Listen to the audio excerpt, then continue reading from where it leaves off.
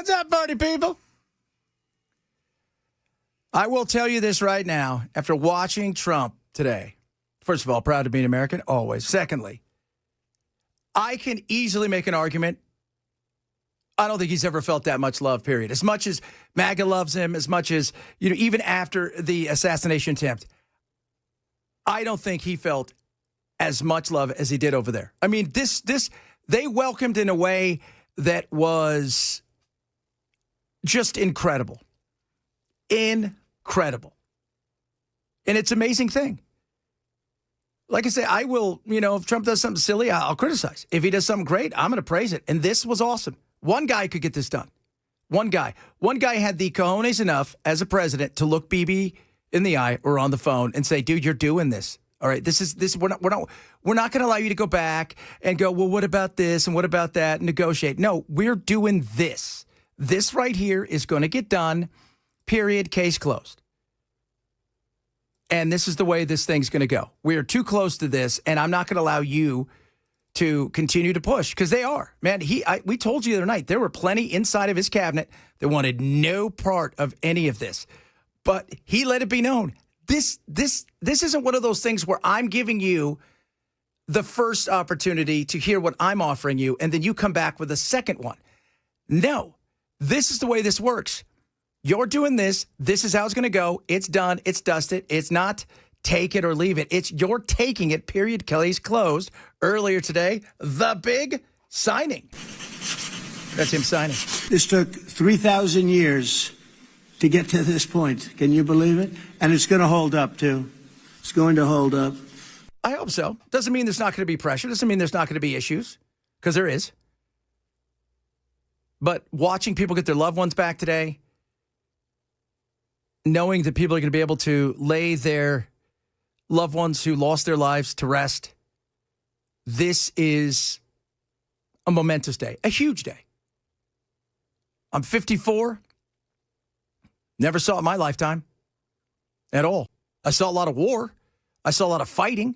I've seen a lot of people try to get close and they get killed. I've seen a lot of stuff.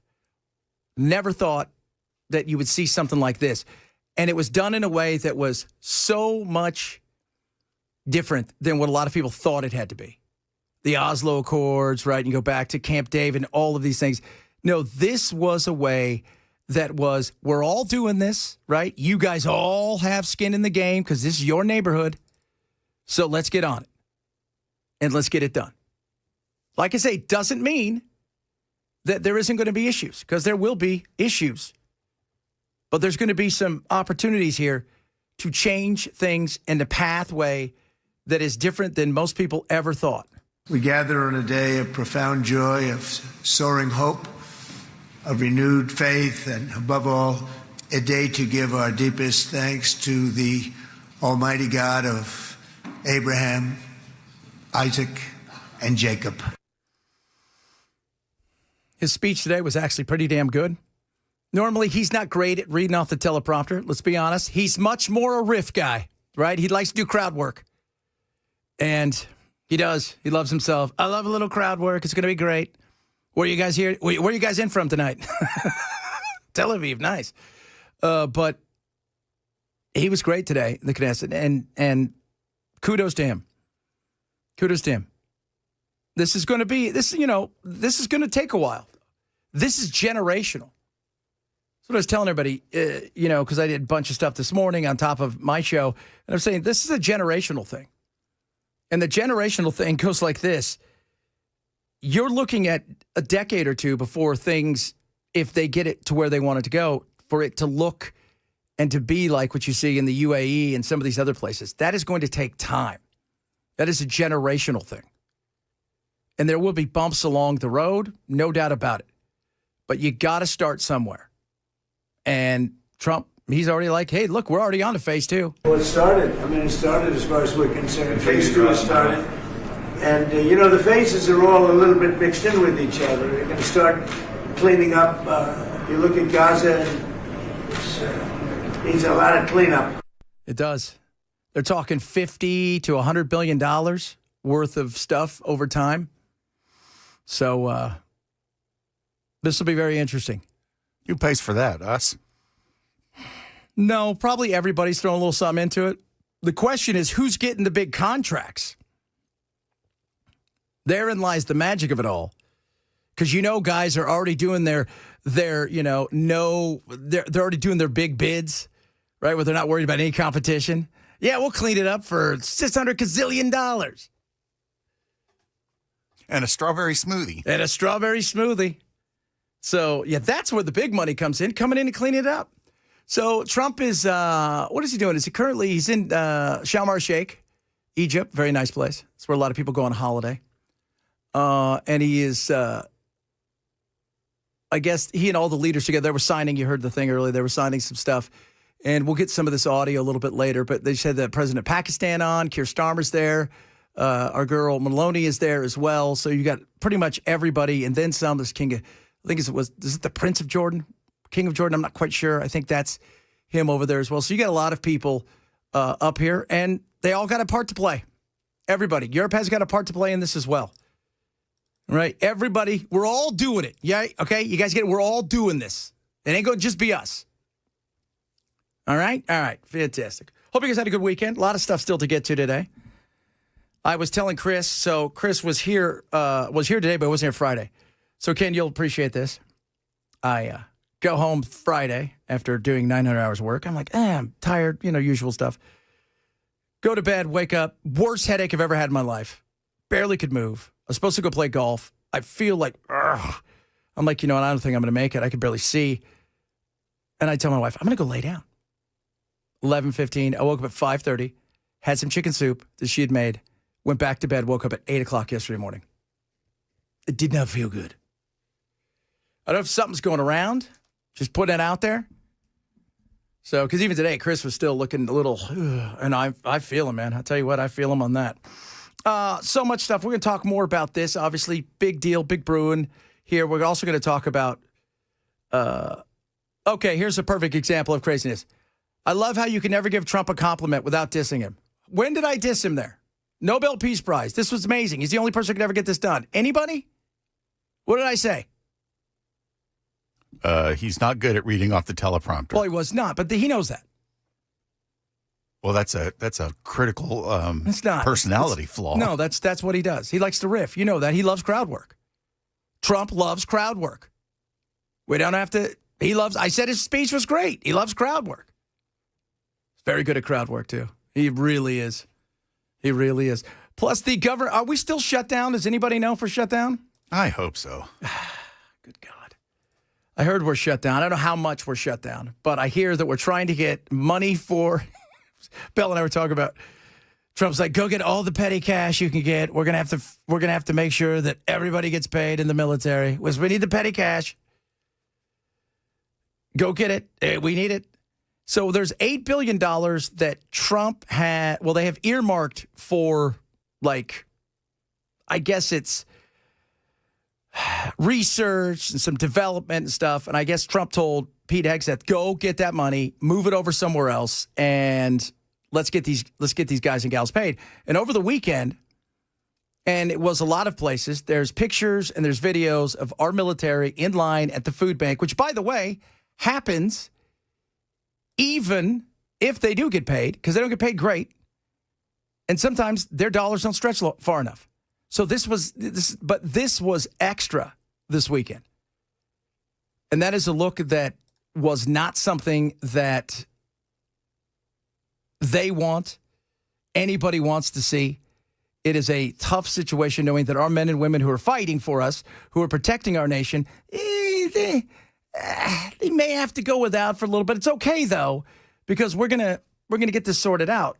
No, you get it sorted out now. And I know, Mike Johnson came out today and he's like, well, we're never coming back, because that's basically the whole thing about us never coming back until the bad guys over here do what we want them to do. How about both of you get in the room, act like adults, and let's get this damn thing sorted out? We have to fix healthcare in America. Do you? Do you, Mike? Are you really? Are you serious? We have to fix healthcare in America, and we have ideas to do it. But we have to have government open and operating to do that. I cannot snap my fingers and go in a back room with Chuck Schumer and say, oh, here's the magic fix for it. It's not how it's going to work. No, it's not. But you didn't care about healthcare at all. And every fix they've ever come up with has done a great job of making things worse. Making things worse. Maybe, and now here's the problem. Unwinding that is going to be a nightmare. Obamacare, unwinding Obamacare, trying to get it out of everything, it's going to be a nightmare. We've talked about the nightmare that Obamacare became because you allowed the companies, the insurance companies, to craft it along with government. And then the states have all their regulations. You start throwing things together. That's why people say, well, what about going across state lines? We talked about that. It's there if the states will allow it. And the states are saying, we don't want to do it because they recognize, no, they have their laws. We have ours. We're not going to merge together these two. So it's a nightmare. And it's going to continue to get worse. And this is one of those things where healthcare, people's premiums, they're going to start getting them in the next couple weeks. And I know open enrollment for us starts, I think, on Friday, right? 17th. Yeah. 17th, yeah. Yeah, so Friday. And for a lot of other people, it's November 1st. And when they start seeing what their premiums are going to look like, when they start seeing what their copays are going to look like, what their deductibles look like, it's going to hit the fan. There is no doubt about it. It is going to get ugly, and it is going to hit the fan. And I would like to say it would be an easy fix, but they broke it. They broke it so many ways. I don't even know what the fix looks like, but you've got to do something. And you can't just allow everybody to dangle out there and to pay double what they're paying now, because that is not a winning argument next year. So everybody, right and left, get your butt inside and fix this. The win is for America, not for the politics. I'd like to think that's true. Not sure if that is always true anymore. Hope you guys had a good weekend. I want to hear from you guys. What do you guys think about this whole thing today? It's amazing. I watched it overnight. It was just awesome to watch because I was up early because that's what I do. And I'm sitting there watching it, and I'm just fascinated by the players, all the things that are going on. Do you know they even invited Iran to come to the thing today in Egypt? Because they're like, come participate in this, which I'm sure there was some of them like, we should. And they're like, no, don't. But they should have. Right? Bring everybody to the table. Let's do it. And what this has the potential of doing is moving out to where people in Lebanon, well, a certain portion of Lebanon, not talking about Beirut and everything, but outward towards where, Israel is going to see, oh, there's a better way. Yemen, there's a better way. There is. It's going to be awesome, and it's going to be, like I said, it's not going to be smooth, but it's going to be, I was telling my kids last night, this is history, the kind of stuff that you see in books and that they do amazing documentaries on. This is what this looks like. All right, coming up, a lot of stuff to get to today. Tons of fun stuff as well. Not just this, but like lots of fun stuff. We'll also have the latest on what took place on Friday in Tennessee. 16 gone. It was a national story, just like that. Luckily, it wasn't 19. Could you imagine being those three people who were off-site? How they must feel, how blessed they must feel, and, of course, guilt, survivor's guilt as well. The battle between China and us is heating up, and China really tried to go after us last week in a way that was crazy, that didn't be talked about because of what's going on here. But it was serious. What they would like to do to us. They're not backing down when it comes to these tariffs. They're doubling and tripling down. Talk about that, among other things. If you're missing the show, shame on you. Grab the podcast. It is the Chad Benson Show. Super Talk 997.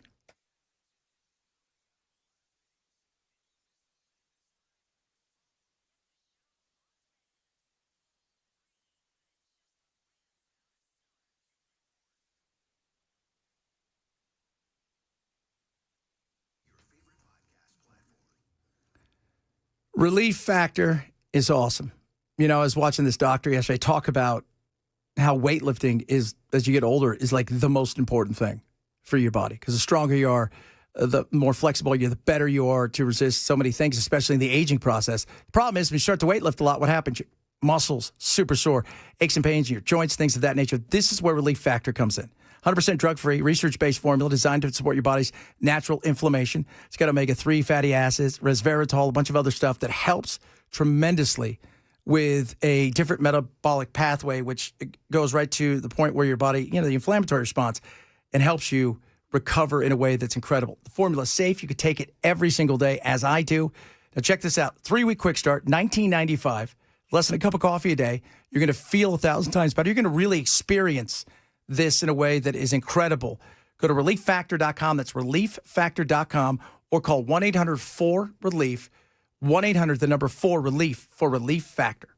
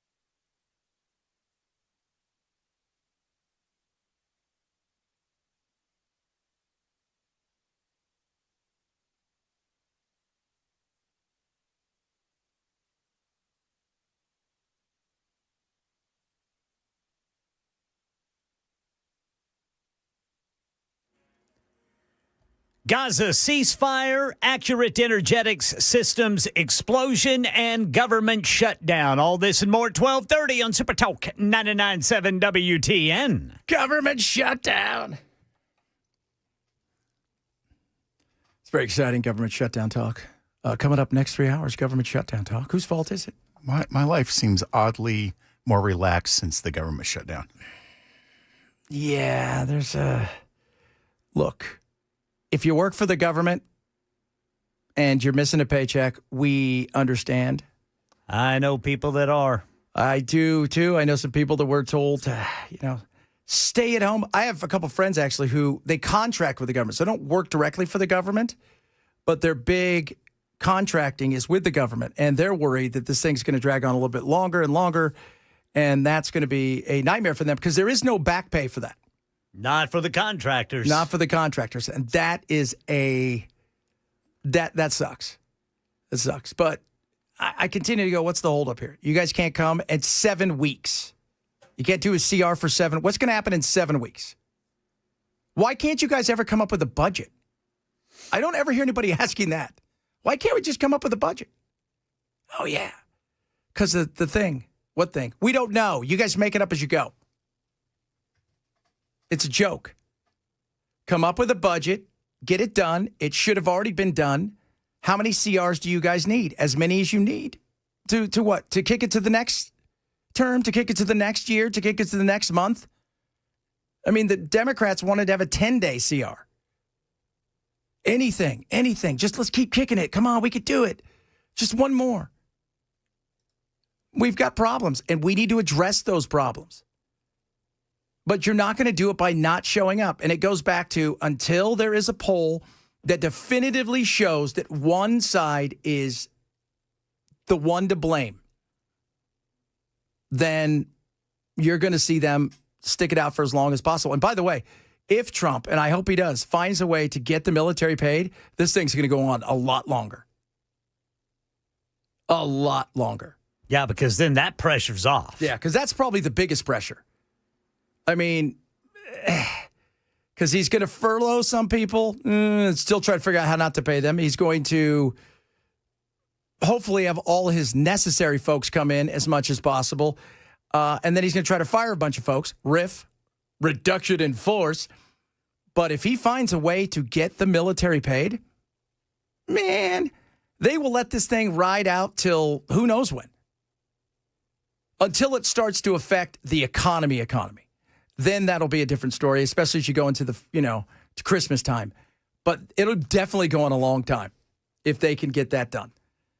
And I don't know if he can. I mean, it depends on who you're asking. And over here, they say, well, you can't do that by law. You can't do this. And Congress has to do that. And Trump, it's like, it's better to ask for forgiveness than for permission. So what are they going to do? Whine that I paid the troops? That's a tough win for them to whine at. So I don't know. I don't know if he can get this done, and it's $8 billion, transfers it over. Everybody gets a coin, too. Everybody gets a Trump coin. Who wants a Trump coin? Everybody gets one. I'll take one for free. Yeah. They're worth $400 million apiece. There's no market for them, but have fun. But if he can get them paid, I could see this go easily into November. Easily until November, if he can get them paid. And that's a big if, but I think he's going to find a way through just whatever money's in the other checking account, move it over to this one. There always seems to be an off-ramp. Always. Now, the bigger picture is both of them need to get their asses in there and do their jobs. And you shouldn't have to wait till the last night to take up these big issues. But you do. Because you push everything off, you hem, you haw, you don't finally roll out a bill or a CR until it's time, and then everybody's thrown something in or they've taken something out. That's the problem. There should be like, hey, this is going to arrive here. You guys have a week and a half to 2 weeks to read it. Then we're going to debate it. Then you guys pull in and out, and then we'll vote on it. Not the hour before. They're like a bunch of kids trying to get their, report ready for tomorrow. All right, coming up. China and us. China. Can't trust China. We know that. Talk a little bit about that. Trump says he may not go to heaven. I don't get that. I don't get that part. He's trying really hard. He understands that, he's done a lot, but, if he believes, he's still going. So we'll talk a little bit about that. Bunch of other good stuff in front of us as well, including 46% of you feel this way about a certain thing. We will talk about that as well. Chad Benson Show, Super Talk 99.7.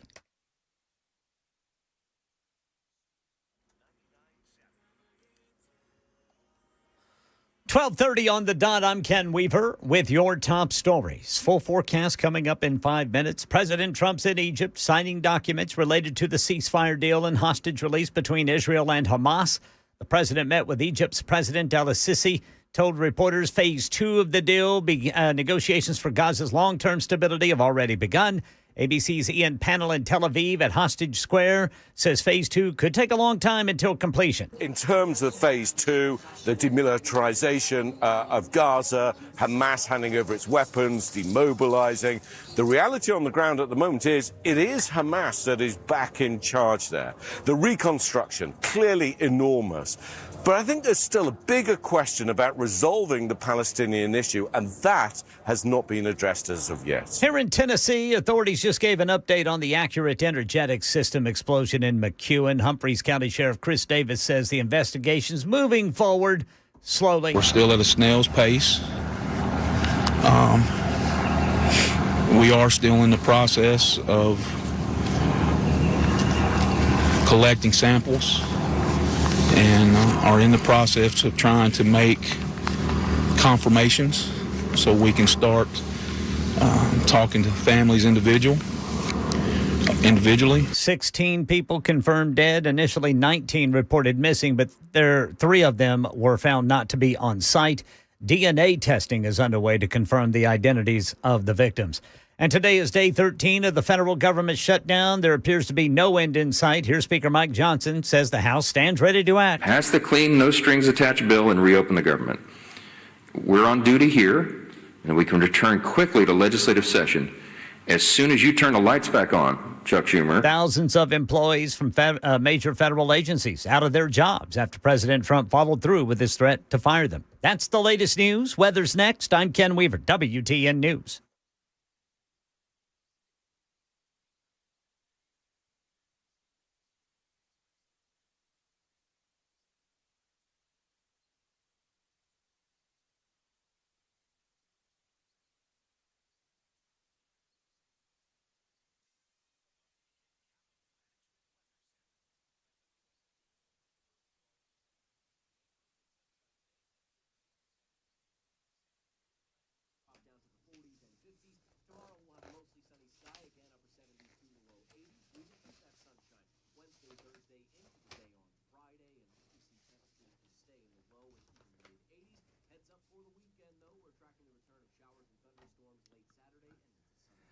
All right. Why don't you talk to my buddies over at Contours? Shirt is swimming on me. I'm losing inches. Thank you very much, Contours. It is simple and easy. Go in there right now, do the Belly Buster plan. When you sign up for that, you're also going to get a $1,500 Med Spa facial absolutely free. So you can gift it and keep it for yourself, right? Take those wrinkles away. Maybe give it to your husband or your wife, your girlfriend, whoever it is. Makes a great package. And it's not one of those cheesy. I mean, we're talking about real red light. It's incredible. But the Belly Buster plan is awesome. 2 inches guaranteed off your chest and off your belly on your first visit, or you don't pay a thing.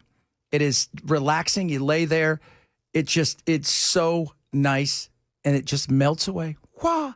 So maybe you got a big, holiday do coming up. You want to look a little thinner. It's going to help you because those inches, right there, no matter how hard you work it, they're just not going away, especially as you get older. Let them, Contours, fix it for you. Dan and I have done it. You will love it. Call them today, 615-236-9960, 615-236-9960, or visit ContoursLLC.com to schedule. What have you got to lose but inches and wrinkles?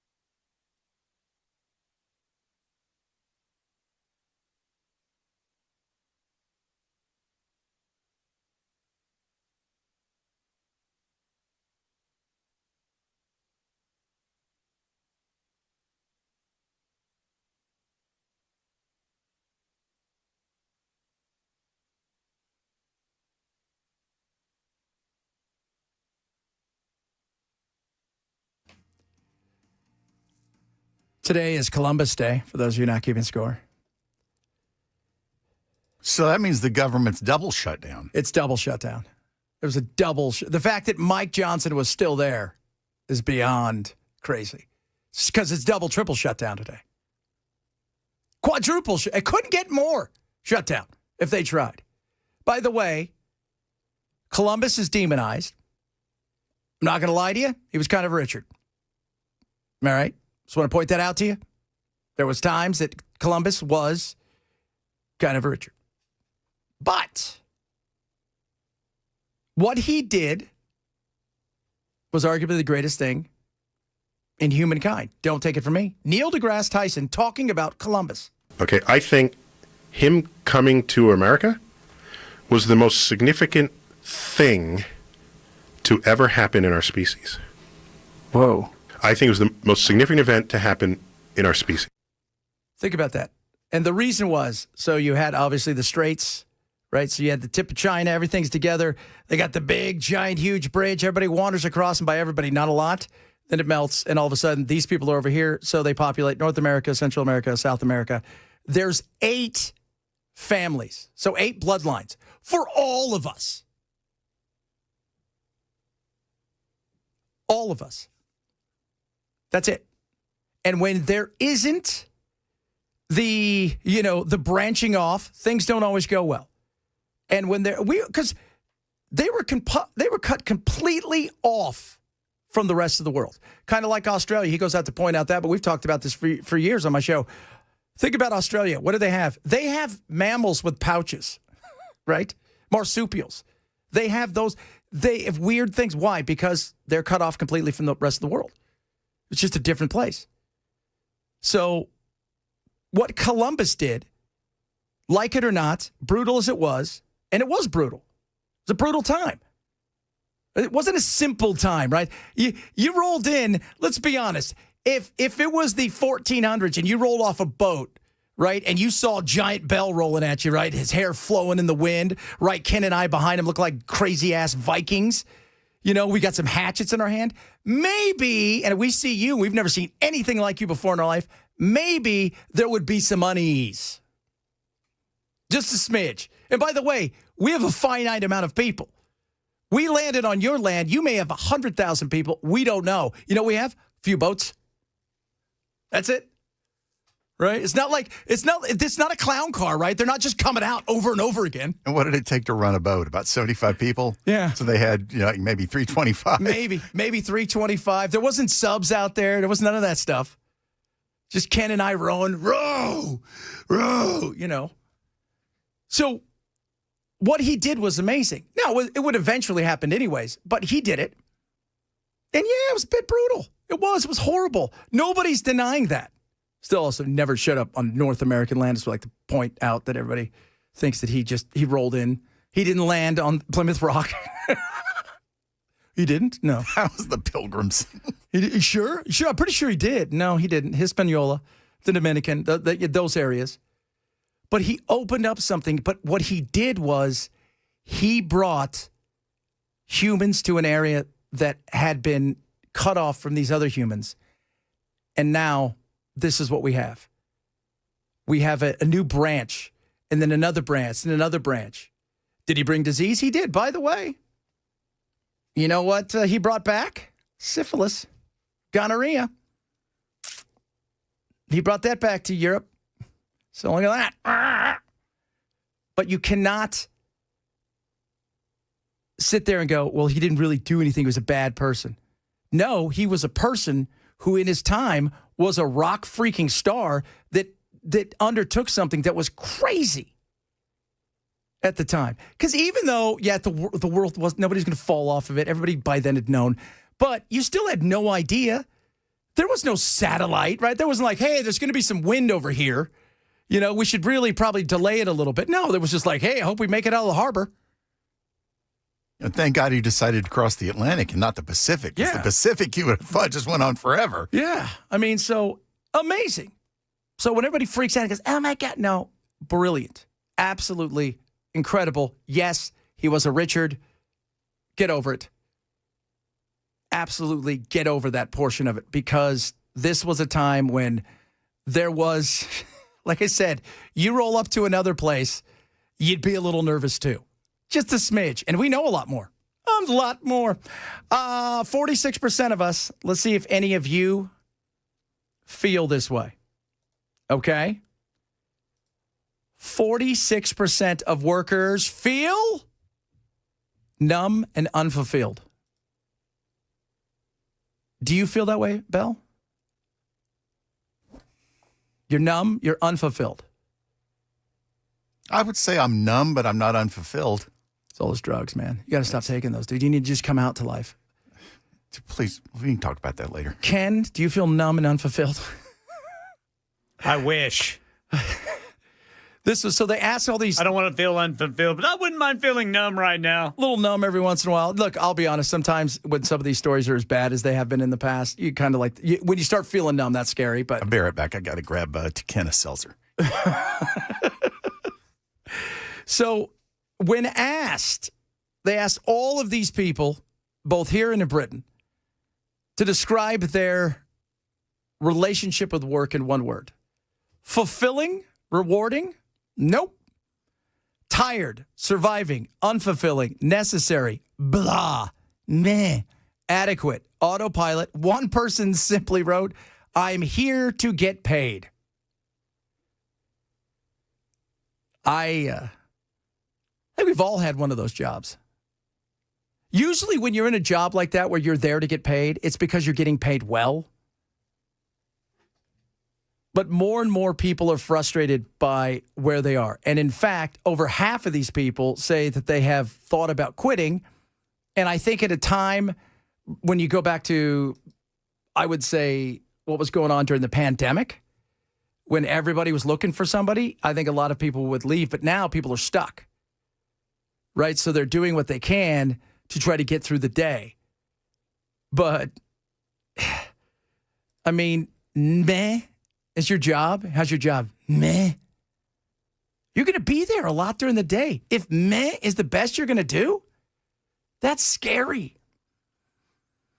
Companies announce new rules, ways of working, your strategy. 30% of employees report feeling numb or indifferent. Another 17% said they feel nothing at all. 23% said such an announcement, so like this is all new, we're all doing all these great things, made them feel inspired or excited. 30% said the feeling overwhelmed and made them feel anxious, which is not good. That is not good at all. If it's making, but you know, I understand like how many times I've worked places where everybody's promised the world, right? You're going to go into a place, we're going to do this, we're going to do that. This is going to be great. It's going to be awesome. Over here is going to be great. This is the best place to blah, blah. They never tell you, oh, by the way, our bosses are, they're kind of idiots. They're going to lie to you about how much they're going to pay you, and then they're going to take away some of that money. They're going to tell you can have all these days off, and then the minute you go to have all those days off, they're going to yank them away for you. They never tell you the bad part. That's why you've always got to find somebody, if you're serious about making a move somewhere, who works there, who is going to give you an absolute honest opinion about the place. And if they ever need to cut the budget, you'll be gone in a heartbeat. In a heartbeat. In a heartbeat. It's not very nice, but it's true. It's only because of the Democrats that we had to fire everybody who's a Democrat. So, do you feel meh? Are you part of the 46% of people who feel meh? I think a lot of you do, because I hear from you. Some of you, I love my job. I do. I mean, I love my job. Is it, there's times when it's exhausting and there's times when it's tough. There's no doubt about that. We've talked about it. Like Friday was a tough day. 19 people. Thank God it was only, now it's down to 16. But it's a tough thing. When you're talking about, I was watching this weekend, I watched Governor Lee. I watched them, again, at the press conferences and the churches, the struggle out there with, those people died instantly. So that's the only, if you're going to take anything away, that nobody suffered. But, how that's a tough thing, or shootings and stuff like that. Those are tough. But for the most part, I love my gig. Even when you guys tell me how much I suck. That's when Bell fires back lots of Taylor Swift stuff at you. Don't you forget it, too. Bell will do it all day long. Speaking of getting your job done, ladies and gentlemen. There are people on both sides of this war who do not want peace. You've got the extremists in Gaza, in Hamas, and you have Israeli religious extremists who've been saying quite openly that they want the war to continue and that they don't ever want there to be a Palestinian state. And Benjamin Netanyahu has echoed those calls from the far right in Israel. Now, does he really believe that, or is he just saying that, playing to a constituency that he needs in order to remain in government? Some of it may be true. I think he would like to have continued the push, the fight. I think that's a possibility because he's got. You guys do realize, and I've got his charges coming up. I'll play him a little bit later. His charges are massive. He faces serious time, and Israel's a very unique place. You've got the Hasidic Jews. You've got a lot of and you've got the secular Jews. There was always a battle going on. A lot of them are very upset by the way that this happened because about 90% of people didn't care about the genocide, didn't care about what was going on over there, but were exhausted and wanted their family members back, and this is the best way to do it. On top of that, inside of his own cabinet, his two big pals wanted no part of this. But Trump said, sorry, that's not the way this works. This is how this works here. But the pressure is going to be on him, because he doesn't believe that it's going to stick. He thinks at some point in time that there's going to be, a nightmare that's going to happen. Something's going to take place. What's it going to be? I don't know. Where's it going to be? Maybe it's the West Bank this time. Maybe it is. I don't know. So do I think it's going to stick? I think there's going to be ebbs and flows, but you got to expect that in a situation like this. You do. And you can't underplay, though, how important this is. I mean, this is an amazing, incredible day. And Trump should take as many victory laps as he can get. No doubt. No doubt about that. Coming up, still got a lot of good stuff. Oh, Taylor Swift. She was at the football game last night. That's why they won. She's their good luck charm. She is their good luck charm. She was there. But her album sales, wow. Even for her, people are saying, wow. Like, incredible. Incredible. We'll talk a bit about that because, you know what? We can't just talk about this stuff all day. All right. Plus, Ken saw a movie that weirded him out. We might have to get the story about that. Because he started telling me about it, and I was going to watch it this week. Now I might have to go and watch it tonight to see if it's as weird as he say it is. Because I love horror movies, and they're amazing. And you've seen it, though, right? I've not. No, this is the brand new one. So this is a brand new VHS movie. Okay, you're talking about the new. He was talking about the old. Yeah. The original. Yeah, but they've got so many new ones that have come out over time. And this new one's supposed to be great because I love horror movies. Oh, and by the way, Friday, just to let you guys know, Hallmark kicks off some of their the Christmas stuff. Just want to put that out there. In case you guys Speaking of ladies, how did the Titans play this weekend? So they're a football team. So there's that. So they got uniforms and everything. It's a big L for those of you not keeping score, but I think you knew that. I think you didn't need to ask that question. I think you knew that. If you missed any show, shame on you. Grab the podcast. It is the Chad Benson Show, Super Talk 997.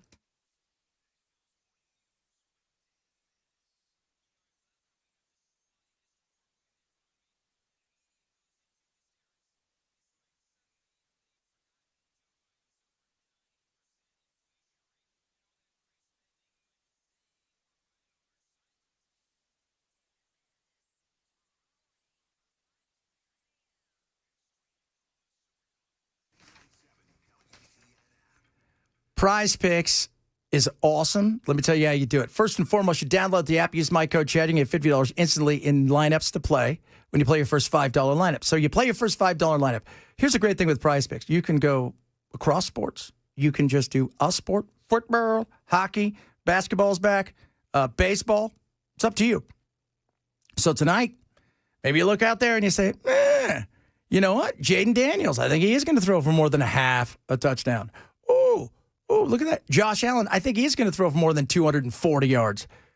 It's more or less. You're picking that. You're picking projected player stats. It is that simple.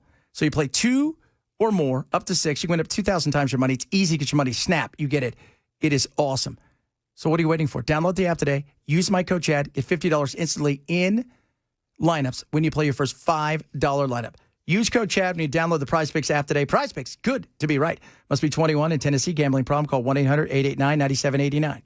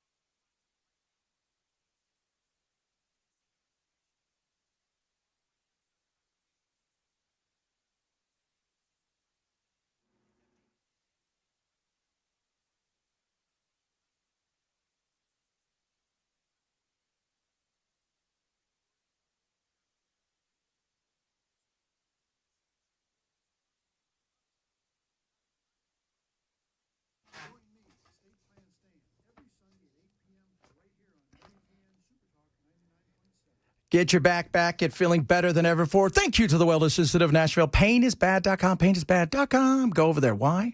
Because you're going to see why you have failed. Because you've gone other places that didn't do the things they were supposed to, which is getting your back back. And for $12, that's right, Big Daddy Trump special. Comprehensive exam, x-rays if needed. They're going to explain diagnosis on the first treatment. Bring your MRI if you have. And they're going to show you that whether you have spinal stenosis, sciatica, back and neck pain, bulging disc, whatever it is, they can get you feeling better than you've ever felt. Not only is it their technology, it is the brilliance of Dr. Ashley and Dr. Mitchell that is going to help you get yourself on the way. No surgery, no spinal injections, no painkillers. It's about getting your back back. It's about feeling better, getting your legs and arms moving in a way that you just haven't in a while because you thought it wasn't possible. Call them today, 615-246-5009, 615-246-5009, or check them out online at PainIsBad.com.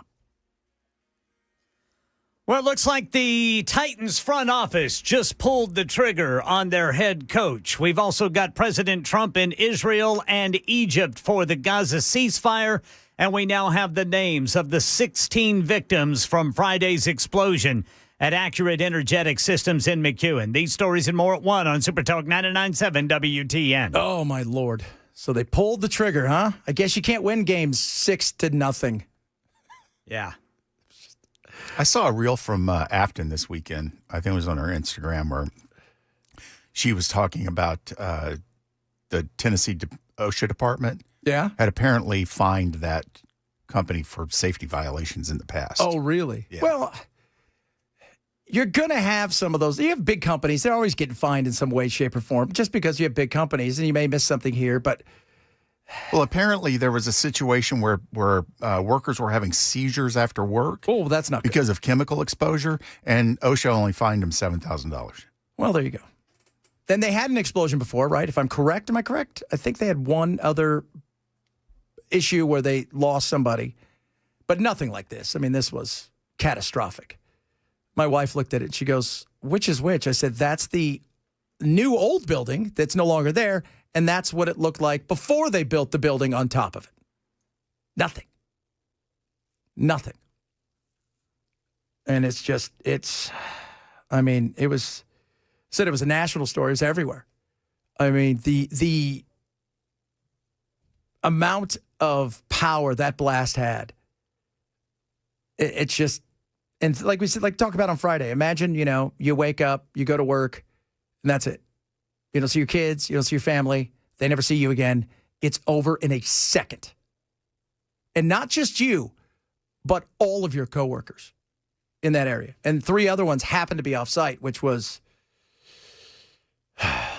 a blessing. The force that it would take to turn that building into that, I mean, there's a lack of rubble. It was such a big explosion. And finding, like we said, the now going through everything inch by inch, and like you said, rubble, there's just nothing. Everything seemed to be just liquefied that was there or blown just to the point where there's just, it's not being found. So how do you find out which chemical started it? How do you find that is... It's what they get paid for. And sometimes, you may not find out. You just know that, in this building, there were several things that could have gone wrong. And then find out what happens with this company. Daphne on the text line is saying the explosion was at the same facility, but it was owned by a different company. Owned by a different company. Okay. So, man, it was just, being a parent, we recognize stuff like this.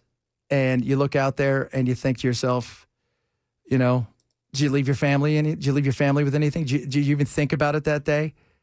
It's one of those things. I think that's the mortality when you see something like that.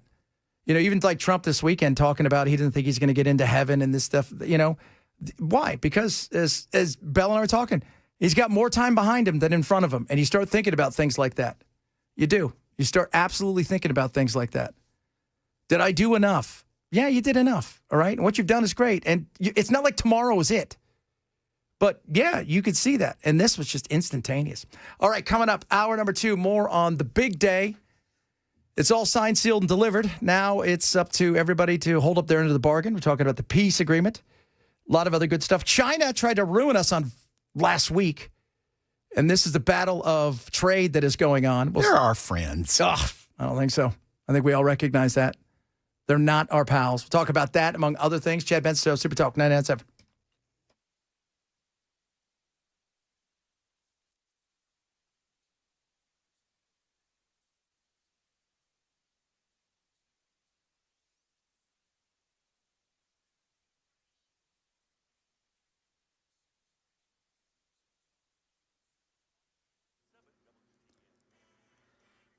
One o'clock on the dot. I'm Ken Weaver with your top stories. We've got the full forecast and traffic coming up in 5 minutes. I got a full report on President Trump in Israel and Egypt for the Gaza ceasefire. But first, Tennessee Titans head coach Brian Callahan has been fired because of the disastrous start to the 2025 NFL season. The Titans started 0-4, extending their losing streak to 11 games dating back to last season. Callahan's overall record stands at 4-18, with the team ranking last in the NFL in point differential and offensive production. This is a special report from ABC News. I'm Michelle Franzen. Emotional reunions for families of 20 living hostages released by Hamas today and returning to Israeli soil after more than 2 years in captivity. The family of Bar Kuperstein on a phone call during the transfer of his release. Just 4 bodies of the 28 hostages who died in Gaza were returned by casket today. ABC's Ian Pannell is in Tel Aviv at Hostage Square, where thousands have gathered to celebrate. There are things that are unresolved, not least the bodies of the deceased hostages. That has to be resolved.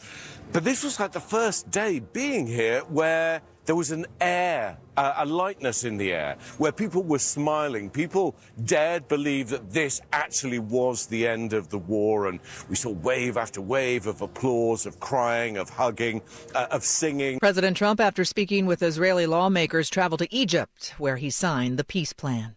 This is ABC News. Right now in Middle Tennessee, we now have the names of the 16 people who lost their lives in Friday's explosion at Accurate Energetic Systems in McEwen. Humphreys County Sheriff Chris Davis moments ago. Jason Adams, Eric Anderson, Billy Baker, Adam Boatman, Christopher Clark, Mindy Clifton, James Cook, Rena Gillingham, Letitia Mays, Jeremy Moore, Melinda Rainey, Melissa Stanford, Trenton Stewart, Rachel Woodall, Stephen Wright, and Donald Yule. Sheriff says it is still a very slow process, the investigation. He says they're still gathering samples from the scene, and it is moving at a snail's pace. And in our nation's capital, the government shutdown now in its 3rd week. House Speaker Mike Johnson says there's nothing he can do about it. We have to fix healthcare in America, and we have ideas to do it. But we have to have government open and operating to do that. I cannot snap my fingers and go in a back room with Chuck Schumer and say, oh, here's the magic fix for it. It's not how it's going to work. Now, the Senate's scheduled to vote again tomorrow on the bill that Speaker Johnson already got through the House. That's the latest news. Weather is next. I'm Ken Weaver, WTN News.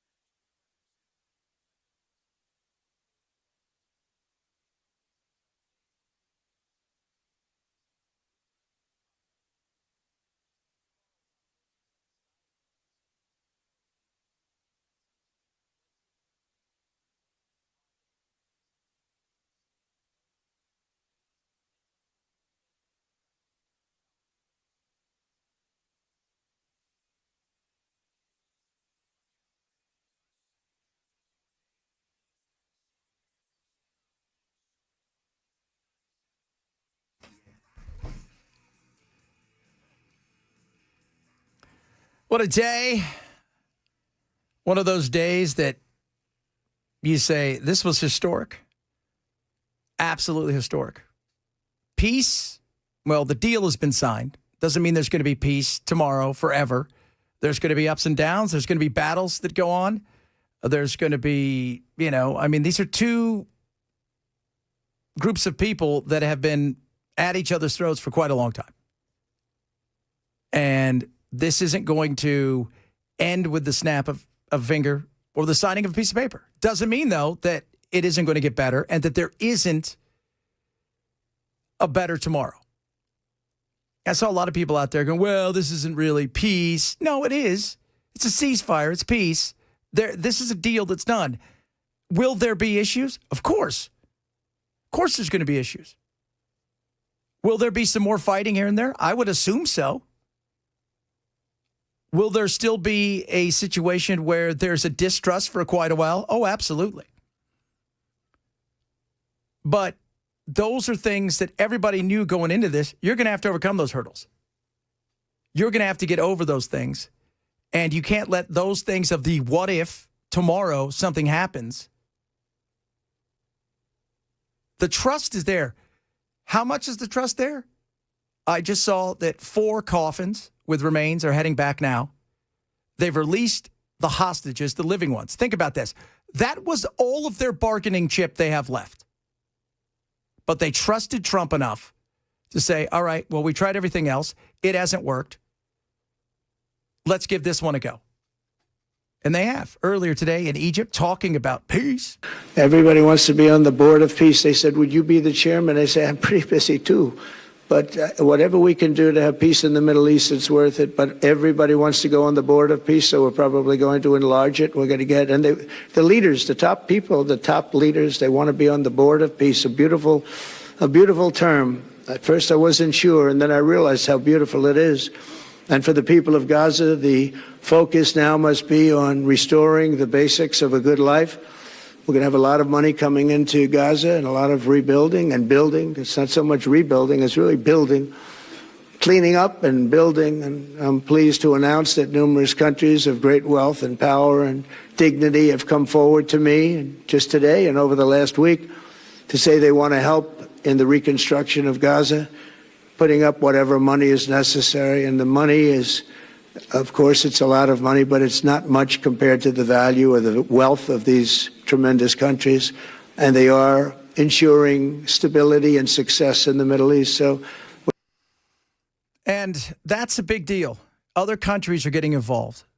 And why it matters is because you're less likely to blow up your neighbor's house if you like your neighbor and your neighbor's helped you out.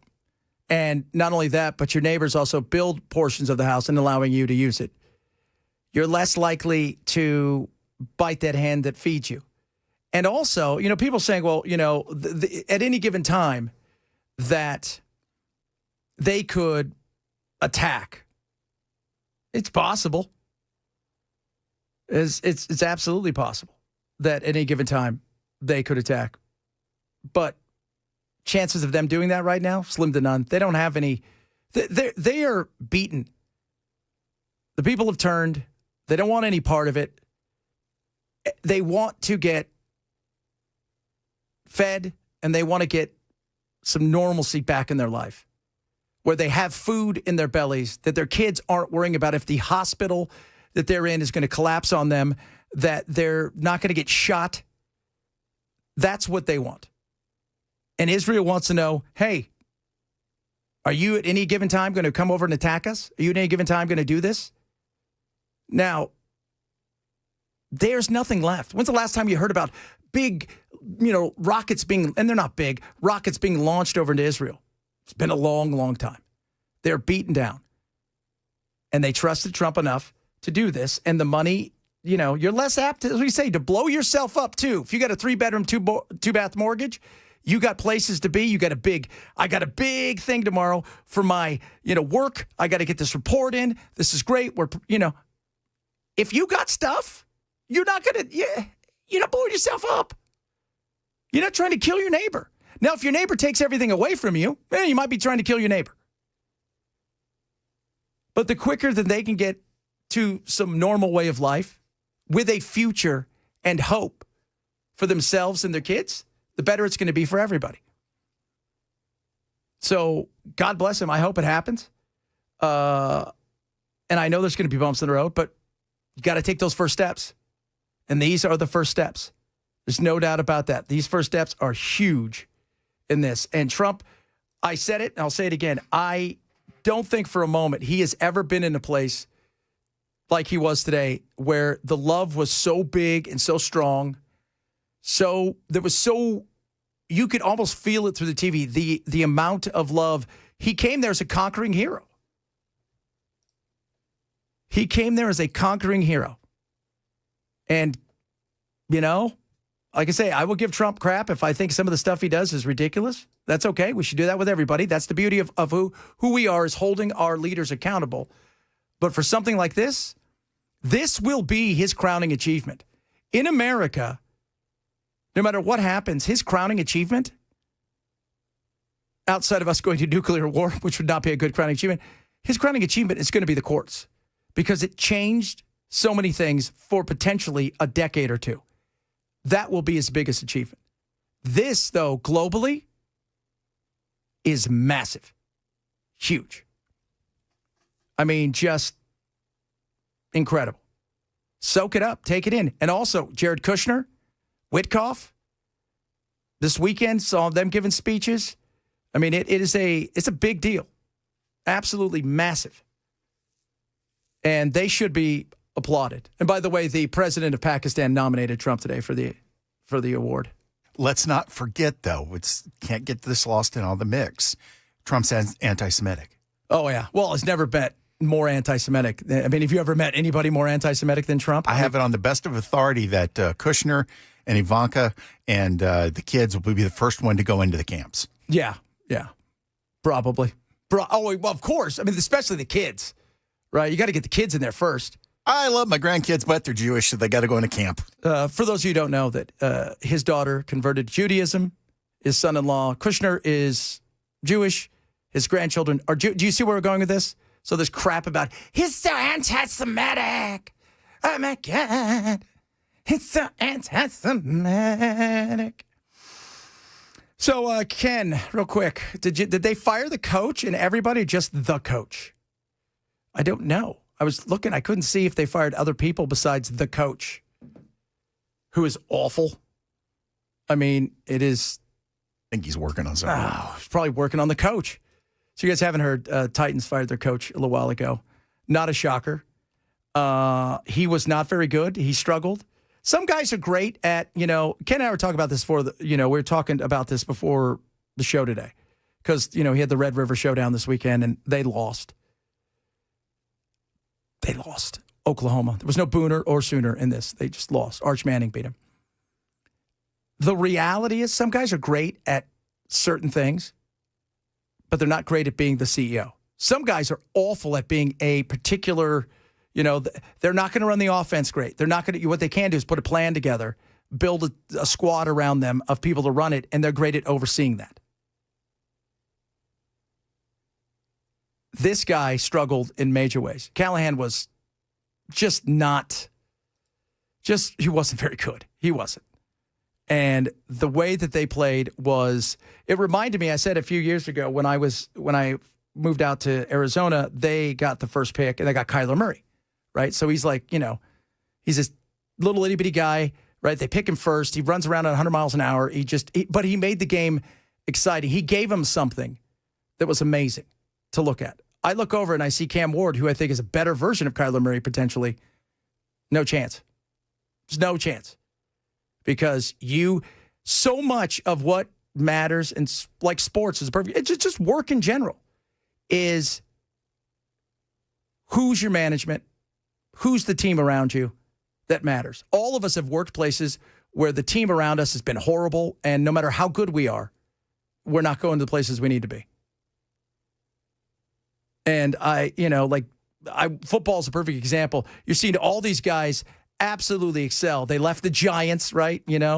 Daniel Jones left, Indiana Jones, they're calling him in Indy. He's taken off.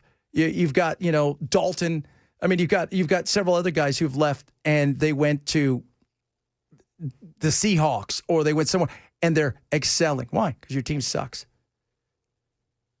The way that and it's just like management for any company. We're talking earlier, 46% of you, and I don't mean just you guys, I mean everybody. 46% of Americans can't stand their job, are miserable, describe their job as a meh. Why is that? Because you hate going in there. There's no reason to go in there. And some of it's not just even about the money. It's just you feel like nobody cares. They're not leading you in the right direction. There's nowhere for growth. It's just going through the motions. That's not a good place to be. Not as a football coach, I'll tell you that right now.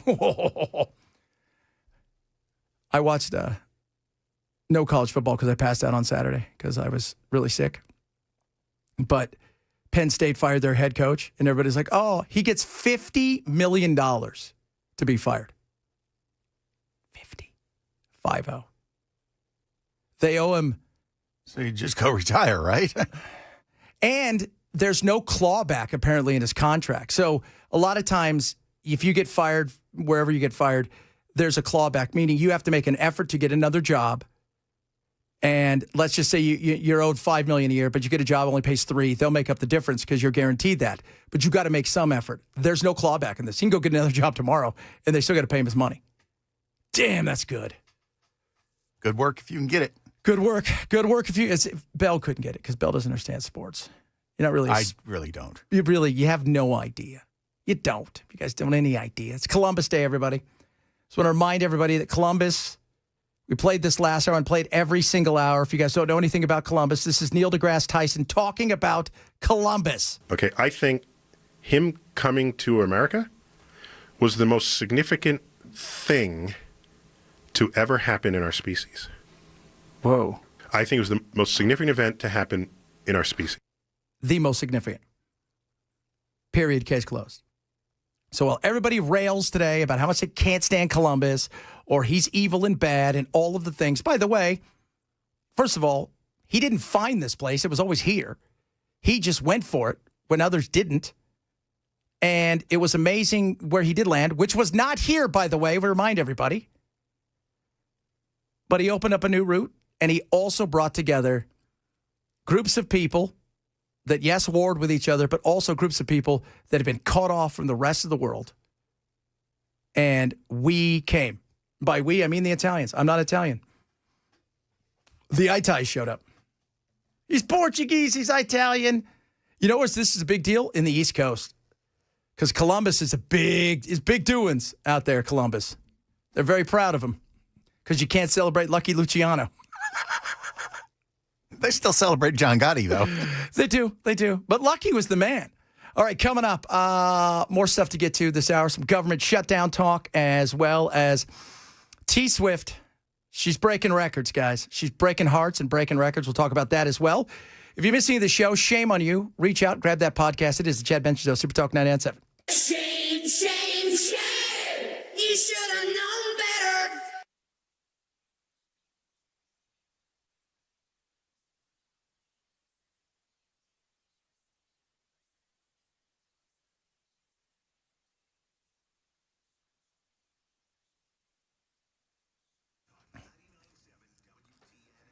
Medicare could be a nightmare. Don't let it become more of a nightmare. Talk to my buddies over at Chapter. So many people out there, as they get ready to head into the time of the year, we're figuring about Medicare, they're thinking, oh, I kind of like my plan. And they're like, oh, your plan's gone now. Right? Out. So now you got to do something else. Now you don't know where to go, and you call somebody. Next thing you know, they're working for who? Working for an insurance company. And what do they want to do? They want to recommend something that's going to get them the highest commissions. Don't do that. Talk to my buddies over at Chapter. They're awesome. They don't work for the government or big insurance. No. Send my mother-in-law to it. She was like, within 15 minutes, they had all these plans. It was a simple, easy thing to do and saved her money. On average, Chapter's people that they work with, their clients, as I like to call them, they save $1,100 a year. What? And here's the other thing. It's absolutely free. No gimmicks, no pressure. Honest advice from the experts who know Medicare inside and out. Dial pound 250. And when you get on there, there's going to be a keyword. You say Medicare plan. It's that simple. Medicare's too important. Don't risk it. Work with the partners I trust. That is Chapter. Dial pound 250 and say Medicare plan with our friends over at Chapter.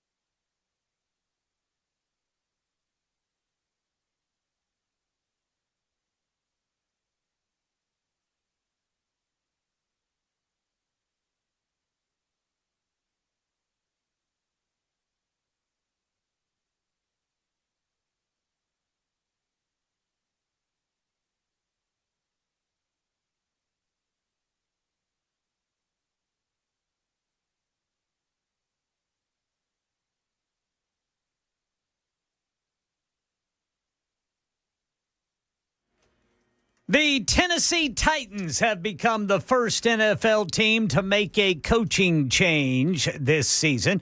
President Trump on his way back to the U.S. after the signing ceremony in Egypt for the ceasefire in Gaza.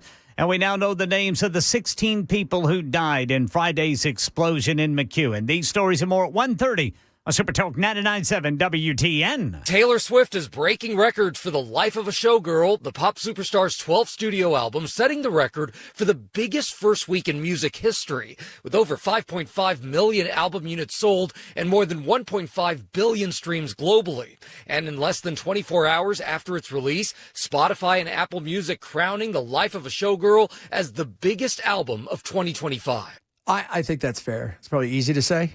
It's going to be a pretty big album. And those are albums, too, if we've talked about, because she sells albums. Well, that's not entirely albums. There's a formula for streams that count as album sales. But he had 1 billion in a few days? Yeah. Goodness me. 1 billion copies? No, 1 billion streams from the album. Oh. So she's doing well. And I was responsible for about half that. She's got a docuseries? Oh, really? Wow, look at you. I've seen one.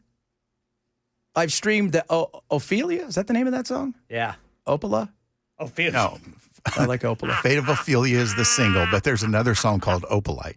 Okay. I've one of those songs I streamed. And I thought, okay, it sounds very, very much like her. And outside of that, I haven't, but I listened to like seconds of some of the stuff when it first came out. She's big. I mean, she's no Lee Greenwood. But she's pretty big. I understand that some of it's pretty racy. Yeah. Yeah, there's a few lines in there that I think parents are going to. I saw the Kelsey, his brother, oh, God, I forget his name. But his wife has a podcast. Yeah. And she was saying, I don't know if I need to know that much about my brother-in-law. And let's just say how he's doing, if you will. But, well, tough. You got it. There you go. When she, the last couple of albums, though, when she did have some spicy lyrics, she also did versions where they were not, if she used a cuss word, she'd switch it out with something else, just out of an affinity for the younger fans. Yeah. Whose parents wouldn't want them hearing that. I don't know. It's like she did a radio edit for them. Yeah. Okay. I don't know if she did it for that. I don't think, has she done it for this? Not that I know of, but it wouldn't surprise me if that doesn't come out at some point. You could sell those separately and make more money. That's always nice. And she's also doing a docuseries called The End of an Era. Yeah, that's on Disney Plus. So, this, it's all happening for her. There is a line, and I forget which song it is, but, it's like, da-da-da, and my D is bigger than yours. Yeah, she says some stuff about... Goodness. Yeah, I know, right? That is... I've never heard music like that before. That is horrible. It's no Cannibal Corpse, I'll tell you that right now. No, sir. She would not be allowed in. No way! By the way, what movie did you see that freaked you out, Ken? Oh, man, boys, I tell you. It's called VHS something. I can't remember. All I know is it was VHS, and it intrigued me. Because, I'm old. And I remember VHS. And I mean, there's one of the stories in it, I cannot erase it from my mind. Really? It's like I told my wife, I said, well, it's just sitting in the back of my mind. And one of these nights, whenever I'm having a peaceful sleep, it's just going to. Oh, I like that. It's just gonna be there. It's good. Well, it's the Halloween season, so you should have Oh that. my gosh, man. It was I suggest very macabre. you see a movie called Trick or Treat, not the one with Ozzy Osbourne and what's his name? Oh God, it was the guy in was it Skippy? The Live Next Door? Isn't he the one that starred in that one too? From Family Ties? I think he starred in that. Mark, whatever his name was. Oh yeah, the one that was always hot for Jason Bateman's sister. Yeah. That didn't work out well, by the way. The movie's called Trick or Treat. This one's 2000. It actually came out. It was done in 2006, 2007. Didn't release in 2009. It is awesome. It is creepy. It is funny. It is scary. It is anthology, but they all tie themselves into it. What'd you say earlier, Belle? It's like a what? Love Actually. Oh yeah. But it's a horror movie. where all of the there's dispergent elements, and you're like, this is 4 different plots that have nothing to do to each other. And then as you get closer and closer to the end, you see all the plots start to intersect. Intertwine. But there's no loving and kissing and all that. Is there? No. Well, there should be. No. Well, there may be a little loving and kissing, but it doesn't end well for the loving and kissing, if you know what I mean. I wish I didn't see the loving and kissing I saw. Yeah. No, this is awesome. And it's called Trick or Treat. And the movie was supposed to come out, but Warner Brothers kind of jacked the pooch and said, we're not going to release it. Bryan Singer, who did all the X-Men and all these movies, he produced it. The guy who directed did Godzilla, Superman, all these things. And this was his baby. And they couldn't get it released. They finally had it play in 1 or 2 things, over a weekend at a few places. And then it just went out to DVD, and it's like, if you've never seen it, it is awesome. Brian Cox is in it. I love him. He's hilarious. You've got Anna Paquin, smoking hot. She's in this as well. And a bunch of other people that you'll recognize and go, oh, this is cool. Super creepy, a lot of fun. So if you want to get your mind off that and have something a little bit more fun but still give you a little creeps, I suggest Trick or Treat. All right, coming up, got some text messages from you guys about what's going on. More on, we got a government shutdown. I got to double check, see if we're still shut down. I think we are, so that sucks. We'll talk a little about that, more on what's going on right now. Ceasefire deal is in place. Things are moving and happening.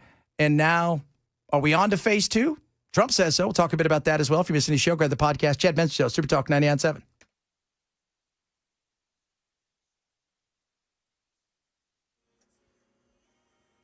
1:30 on the dot. I'm Ken Weaver with your top stories. Full forecast in 5 minutes, and the Titans have fired head coach Brian Callahan. The team announcing it today following a 1-5 start to Callahan's second season. He leaves with a record of 4-19, and the Titans offense ranked near the bottom of the league in both yards and points per game.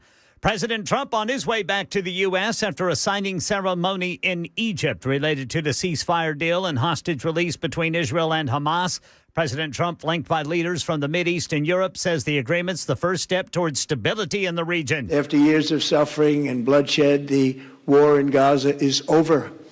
Humanitarian aid is now pouring in, including hundreds of truckloads of food, medical equipment, and other supplies, much of it paid for by people in this room. Back here in Tennessee, we know the names of the 16 people who died in Friday's explosion at Accurate Energetic Systems in McEwen. The victims include Jason Adams, Eric Anderson, Billy Baker, Adam Boatman, Christopher Clark, Mindy Clifton, James Cook, Raina Gillihan, Letitia Mays, Jeremy Moore, Melinda Rainey, Melissa Stafford, Trenton Stewart, Rachel Woodall, Stephen Wright, and Donald Yoel. Humphreys County Sheriff Chris Davis says the names represent more than just a list. They're parents, co-workers, neighbors, and friends. That's the name of our 16 souls that we're still trying to take care of and their families. He says the cause of the explosion still under investigation, and that is going at a snail's pace. That's the latest news. Weather's next. I'm Ken Weaver, WTN News.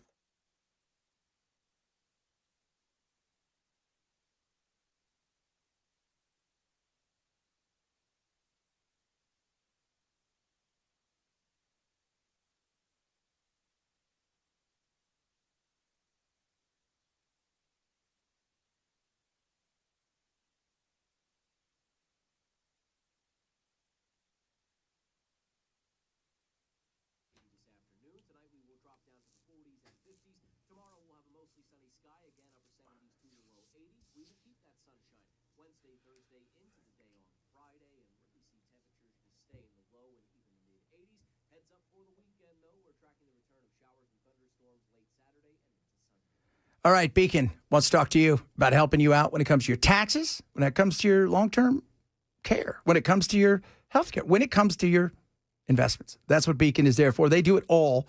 So what I want you to do, I want you to write this down, 615-488-9303. If you'd like a free personalized financial consultation, I want you to call them. They're local, sit down with you, show you all the things that they can do for you, like taxes. There's a lot of things in the one big, beautiful bill, very big, that there's an opportunity for you to take advantage of, whether it's car loan interest and how much you can deduct, or maybe if you're over 65, guess what? There's a lot of stuff there when it comes to additional senior deduction of up to $6,000. But all of these things, they have a shelf life. So you got to take advantage of it. And if you've got issues when it comes to estate planning, health care, long-term care, they can help you with that, not to mention the dollars and cents of it all. Call Beacon today.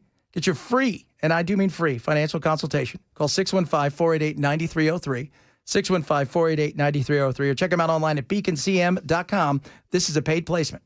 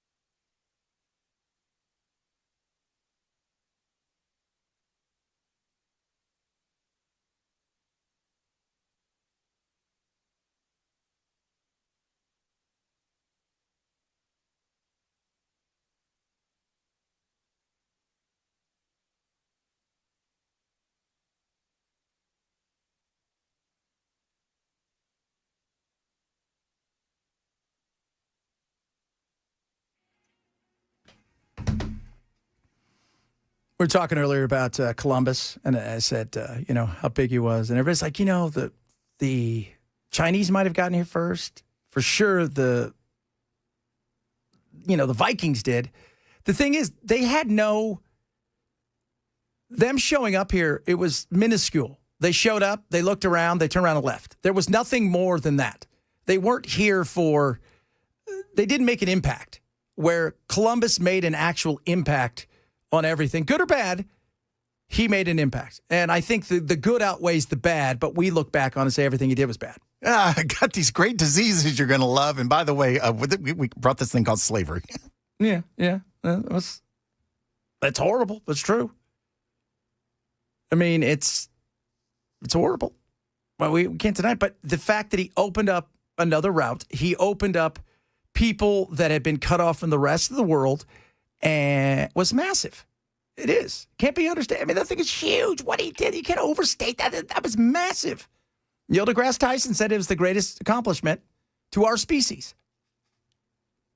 And that's a guy who, by the way, before that, tells you what an absolute Richard he is the entire time, how horrible he is, all the bad things he's done. And because he was brutal. Like, in school, they make it out to be like, here he comes. And no, he was brutal. He was. But everybody was brutal back then. It's a brutal time. But the Indians were brutal to each other. Mm-hmm.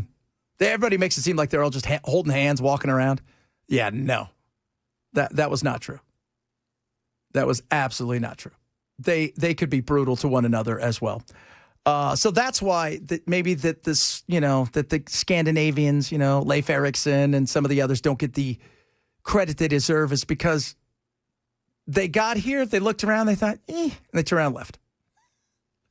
We want to go somewhere we can attack. All right? There's nothing here. Nobody met them there to fight them. None of that stuff. For those of you guys not keeping score, huge day today in the world of peace. And it is incredible. And I've said this earlier, and I'll continue to say this. Trump, the love that Trump got in Israel was amazing. Absolutely incredible. I mean, it is the kind of, he was a conquering hero returning home. And that is, I don't think he's ever felt the kind of love that he felt. The crowd here started to erupt into cheers of thank you, Trump, thank you, Trump. And I have to say, everywhere you go here, there are posters of Trump. We have seen people who have made artifacts dedicated to Trump. Fair to say that President Trump is possibly even more popular here than he is in the United States. Oh, there's no doubt. There's absolutely no doubt right now because he's popular with everybody. They don't like Bibi, by the way. Bibi is not beloved over there. He got booed on several occasions. And over the last several months, I've told you guys this, Bibi wasn't doing press conferences in Israel. He wasn't because he knew what was coming. They were going to ask him all kinds of things about the war, about whether or not you're going to get back any of the prisoners. Why aren't you even trying to get the hostages back? About all of his cases that he's currently facing. He was going to face a barrage of stuff. And he didn't. That's why he came over here. And a lot of the stuff that he did, if you notice, was in English. And because there were relatively easy questions thrown at him, nothing hard, nothing combative, that he couldn't walk his way out of. On the other side of stuff, I want you to listen. This is a person who Trump helped free. Along with my friends, which were all murdered. One of them, Tamil Adam, is still held. His body is still held in Gaza. Later on, I was taken captive for 498 days, leaving my wife with just 2 girls up to then. She was pregnant in the bomb shelter for the whole period of time. What I thought is that they were all murdered as well. She later on gave birth, and I got my life back, thanks to you and your staff. I came back here, met my baby girl when she was already 14 months old, and now life is full. I got my life back thanks to you. Thanks to you, I got my life back. His kid was born while he was in captivity, met her when she was 14 months old. Everybody else that was with him that day, murdered, dead. He got his life back. So the hostages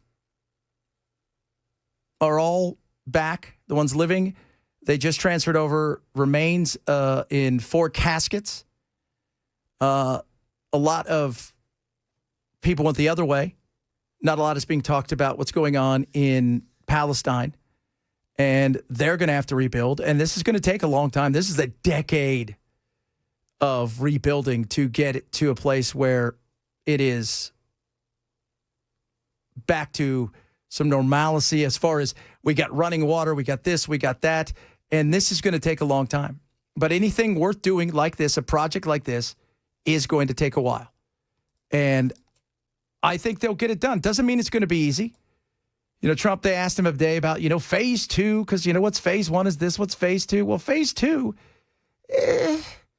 it's kind of going already, right? I mean, we're there. Once you got everybody back, now it's on to something else. And that would be the second sign of the phase, which is getting them to demilitarize. And that includes whether or not, Israel, you're going to back out like you promised, and both sides going to keep their promises? Well, it started. It started as far as we're concerned. Phase 2 has started.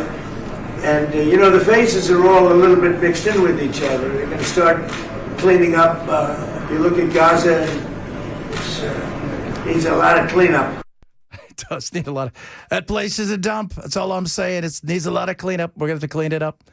And it does need a lot of cleanup, $50 to $100 billion worth.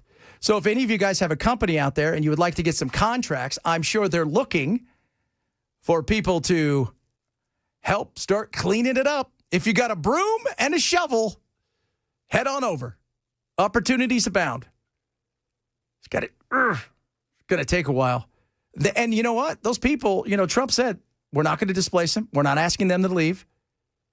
but they're coming back to nothing.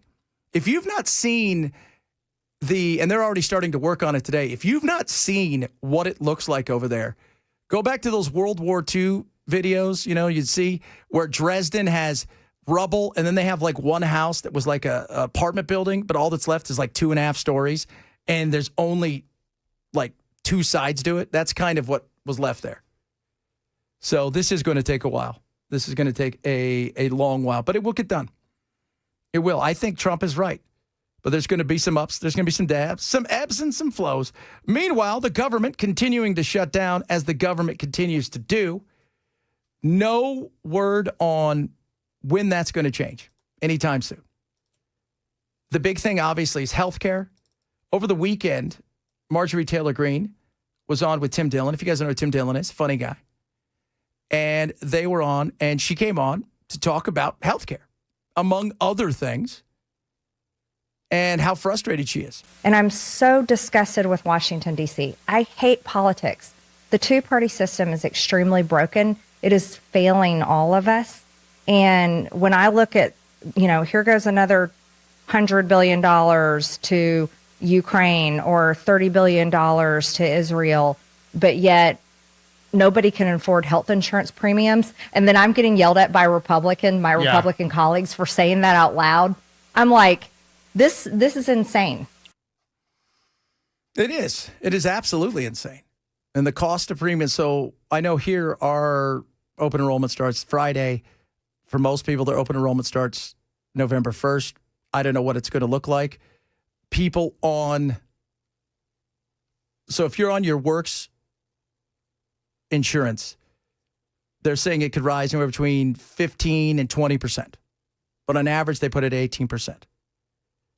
If you are one of the 22 to 25 million Americans that go through the exchange, without this, you're going to see your premiums. So this is the subsidies. You're going to see your premiums jump anywhere between 50 and about 120%.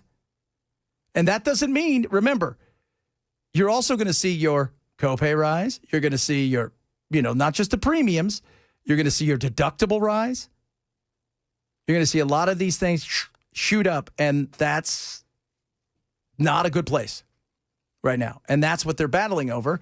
And, you got the likes of our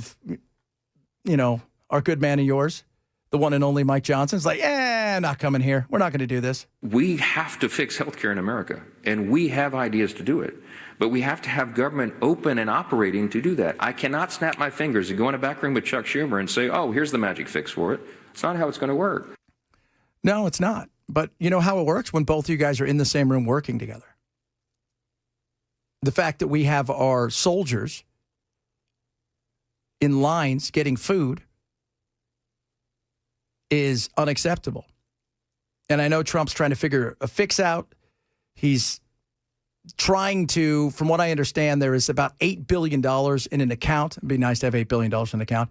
About $8 billion in an account that was marked for research, I think some AI development, stuff that you can replenish later. Nothing's getting done anyways. And that they're trying to figure out how they move it from point A to point B and get them paid. But it doesn't matter. They're still going to miss a paycheck. And they're already living paycheck to paycheck. It's not like the military's like, woo, it's a party, man. There's so much money here. No. So that's a big issue. Because this weekend, the pictures that are out there of the military standing in line, and even people that say, yeah, normally you'll get a few of them, nothing like this. It's around the corner. It isn't until somebody absolutely, no doubt about it, gets the full blame that they're going to come back. And if Trump can figure out a way to get the military paid, this is going to go on even longer. Because that's the most important thing, getting the military paid. Because it's hard to look at the men and women who are willing to die for our nation and us and say, hey, we'll get you back on the other side. Because we know your credit card company is super solid with us. Yeah, no. Coming up, a lot of still some crazy stuff to get to. We haven't talked about the National Guard. I was showing Belle earlier today, that this weekend in Portland, a lot of naked bicyclists riding around. And when I mean naked, we're talking about buck naked riding around bicyclists. Portlandia. And they were buck naked too. And not everybody should be buck naked. It's like the video for the Queen video for bicycle races. Yeah, it's what it is. Yeah, so it was a festival of insanity, and it was Portlandia, as you said. So we'll talk a little bit about that, the National Guard, what's going on there, a bunch of other stuff. And if you guys haven't heard, the Titans have fired their coach. Was he 1-5 this year and 4 and suck? I don't even know, 4-19 overall. 4-19 overall. Oh, God. You had to see it coming, right? Yeah, that's not going to get you a bonus. No, but you had to see it coming. Well, yeah, and just back to back. Well, not back to back because they did get that one win in a weird way over the Cardinals. But you have basically just lost to two other teams that were the worst teams in the league, too. Yes. Now you and the Jets are the absolute worst teams in the league. And by the way, the Jets yesterday, they still played a close game in England against the Broncos, and their quarterback had 10 yards passing, period. Goodness. 10 yards. I could go out and throw for 10 yards. I could. I could go throw for 10 yards. All I got to do is hit somebody, Cam Scattaboo or somebody out of the back. Run. 10 yards passing. He's an adult that gets paid money to play football. 10 yards. That is awful. Chad Bench Show, Super Talk 99.7.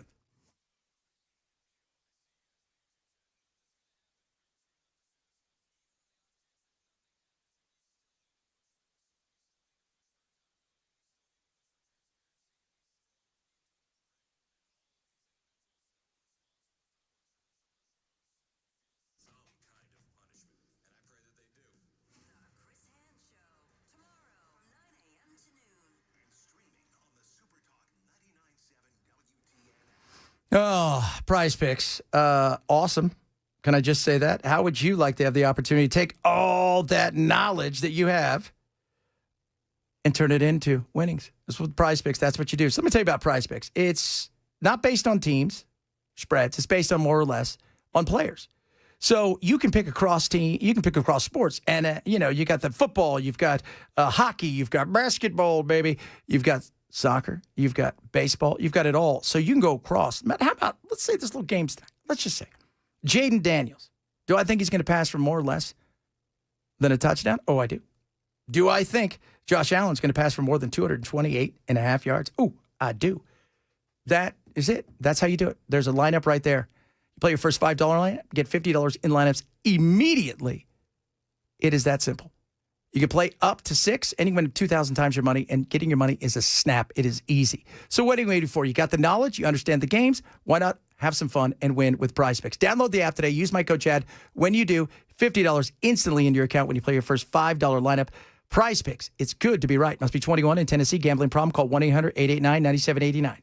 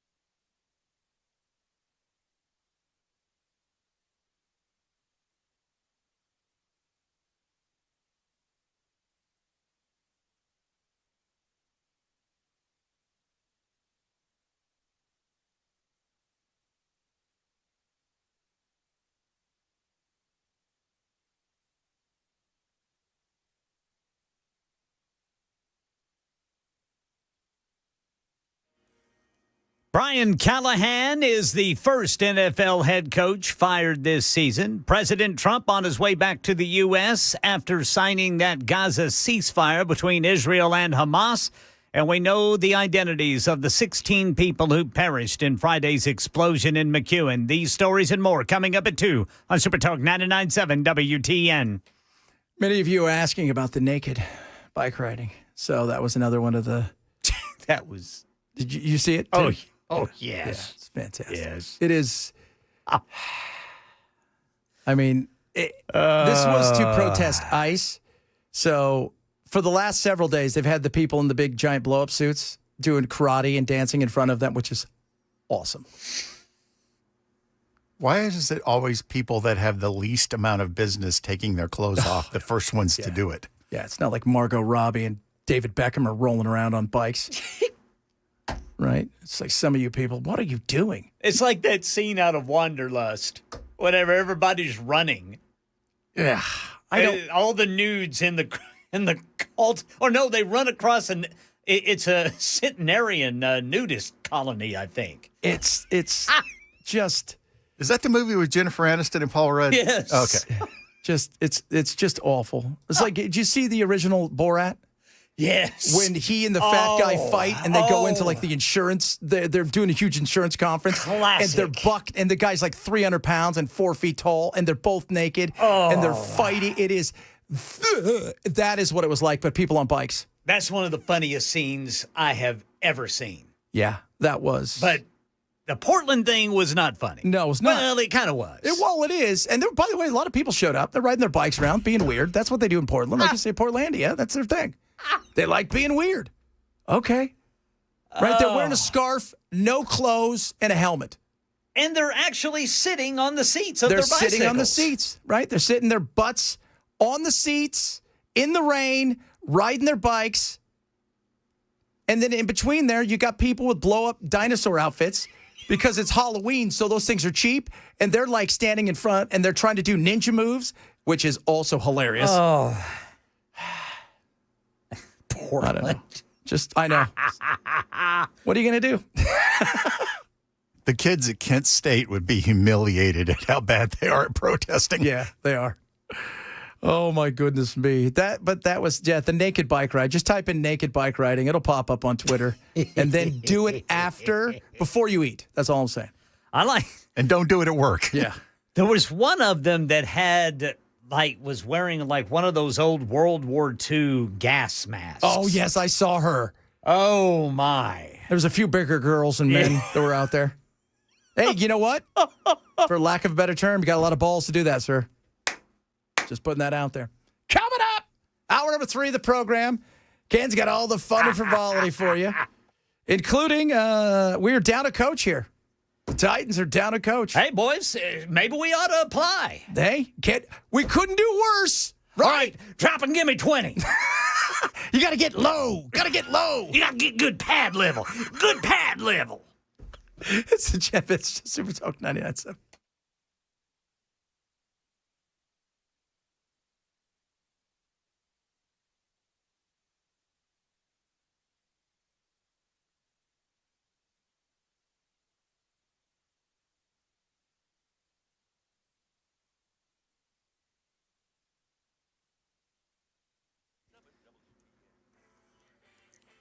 Two o'clock on the dot. I'm Ken Weaver with your top stories. Got the full forecast in 5 minutes. Got a full report as President Trump has departed the Middle East after signing the Israel-Hamas ceasefire.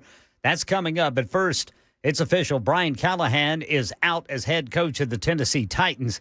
The team announcing his firing after a 1-5 start to the season and a disappointing 4-19 overall record. Titans leadership citing a lack of progress and offensive struggles as key reasons for the move. Callahan becomes the first NFL head coach fired this season. Meanwhile, This is a special report from ABC News. I'm Michelle Franzen. Emotional reunions as 20 surviving hostages released after more than 2 years in captivity in Gaza return to their families in Israel. Celebrations also mixed with a continued push for all hostages who died in Gaza to be returned. 4 caskets returning today with the remains of 24 others still not found. After addressing lawmakers in Israel, President Trump went to Egypt for a summit with Arab, Muslim, and European leaders, signing and holding up a peace plan, he says, declaring it's a new day for Gaza and the Middle East. After years of suffering and bloodshed, the war in Gaza is over. Humanitarian aid is now pouring in, including hundreds of truckloads of food, medical equipment, and other supplies, much of it paid for by people in this room. The fighting between Gaza and Israeli forces has stopped for now, but one IDF source telling ABC News Hamas may be trying to regroup. This is ABC News. Back here in Tennessee, the 16 people who died in Friday's explosion at Accurate Energetic Systems in McEwen are now officially identified. They include Jason Adams, Eric Anderson, Billy Baker, Adam Boatman, Christopher Clark, Mindy Clifton, James Cook, Raina Gillihan, Letitia Mays, Jeremy Moore, Melinda Rainey, Melissa Stafford, Trenton Stewart, Rachel Woodall, Stephen Wright, and Donald Yowell. Humphreys County Sheriff Chris Davis says the names represent more than just a list. They're parents, co-workers, neighbors, and friends. Seen the governor here yesterday. I spoke with the White House within an hour ago. The support's here. We're going to stay on track to get the mission accomplished that's at hand. Cause of the explosion still under investigation.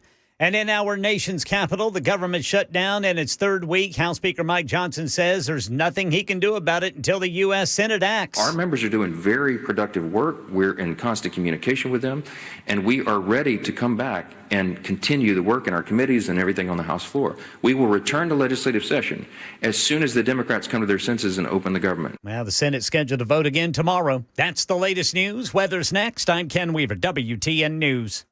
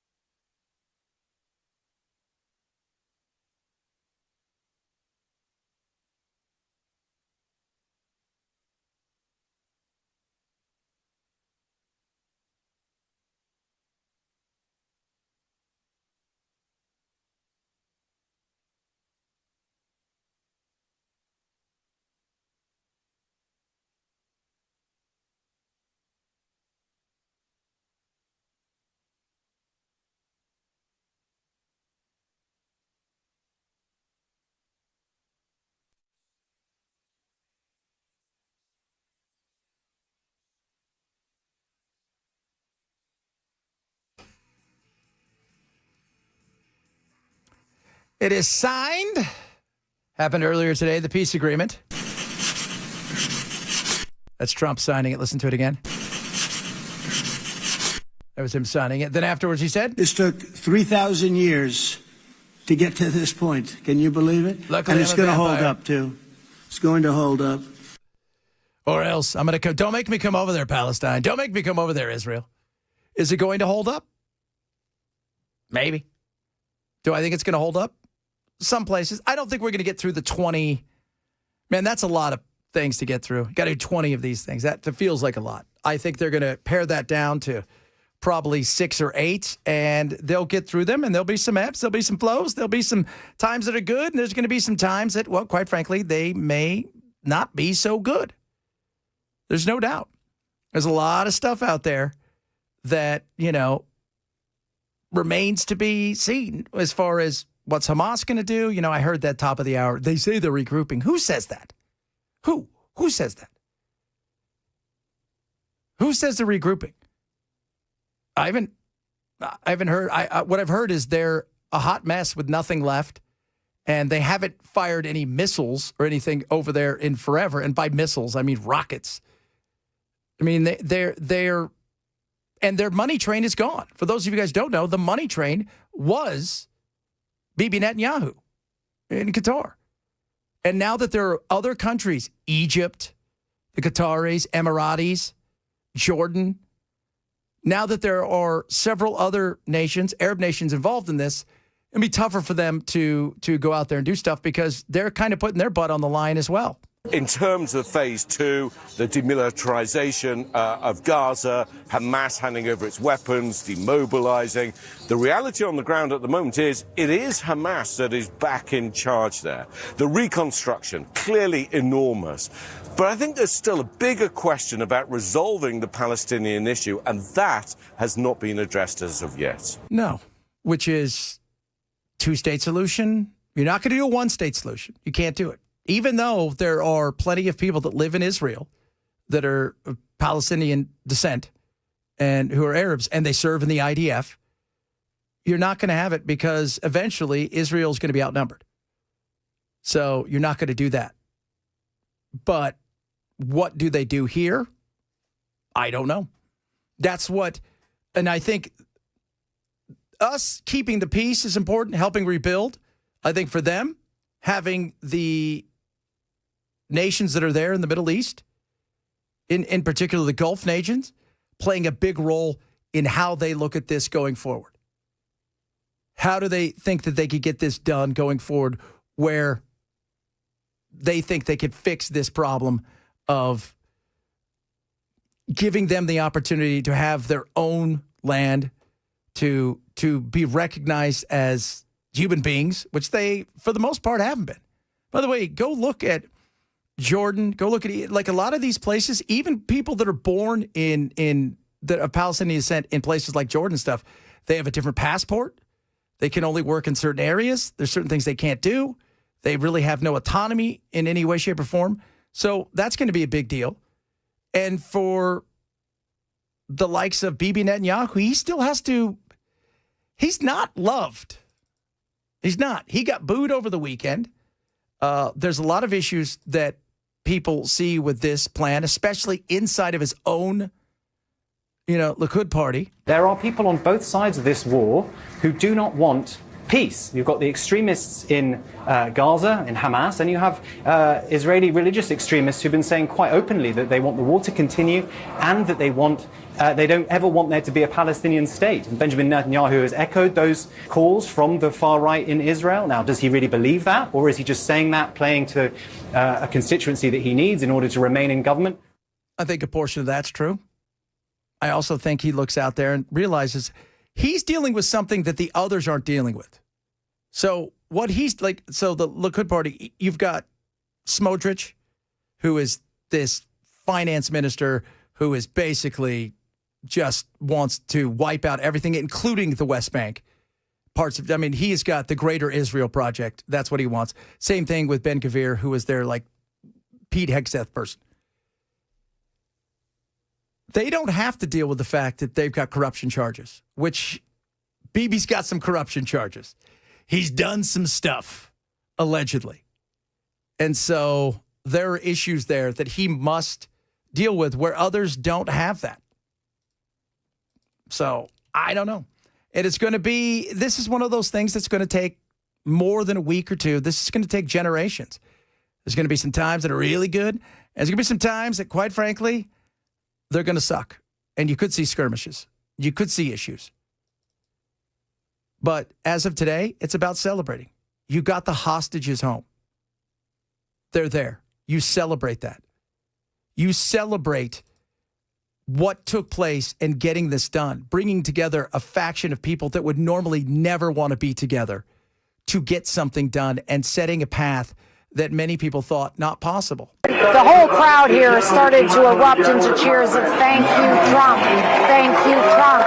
And I have to say, everywhere you go here, there are posters of Trump. We have seen people who have made artifacts dedicated to Trump. Fair to say that President Trump is possibly even more popular here than he is in the United States. Oh, I think there's no doubt about that. Because he was welcome there where, like a conquering hero, like he's Alexander the Great, showed up and they were there to cheer him on. They love him. They saw what he did in a way that was different. They saw him bring back the hostages. Stop the war. They saw that. They look at Bibi and they weren't quite sure because, let's be real, Bibi hasn't really been making much of an effort since February. Yeah. Today's Columbus Day. We're reminding everybody to sail strong. Okay, I think him coming to America was the most significant thing to ever happen in our species. Whoa. I think it was the most significant event to happen in our species. Neil deGrasse Tyson, not a fan, by the way, of Columbus outside of the fact that he thinks it's the greatest thing that's ever been done. Did he go on to explain why he thinks that? Yeah. So prior to Columbus coming here, what you had was, so you remember the strait, right? And we had the bridge, the ice bridge, and people walked across.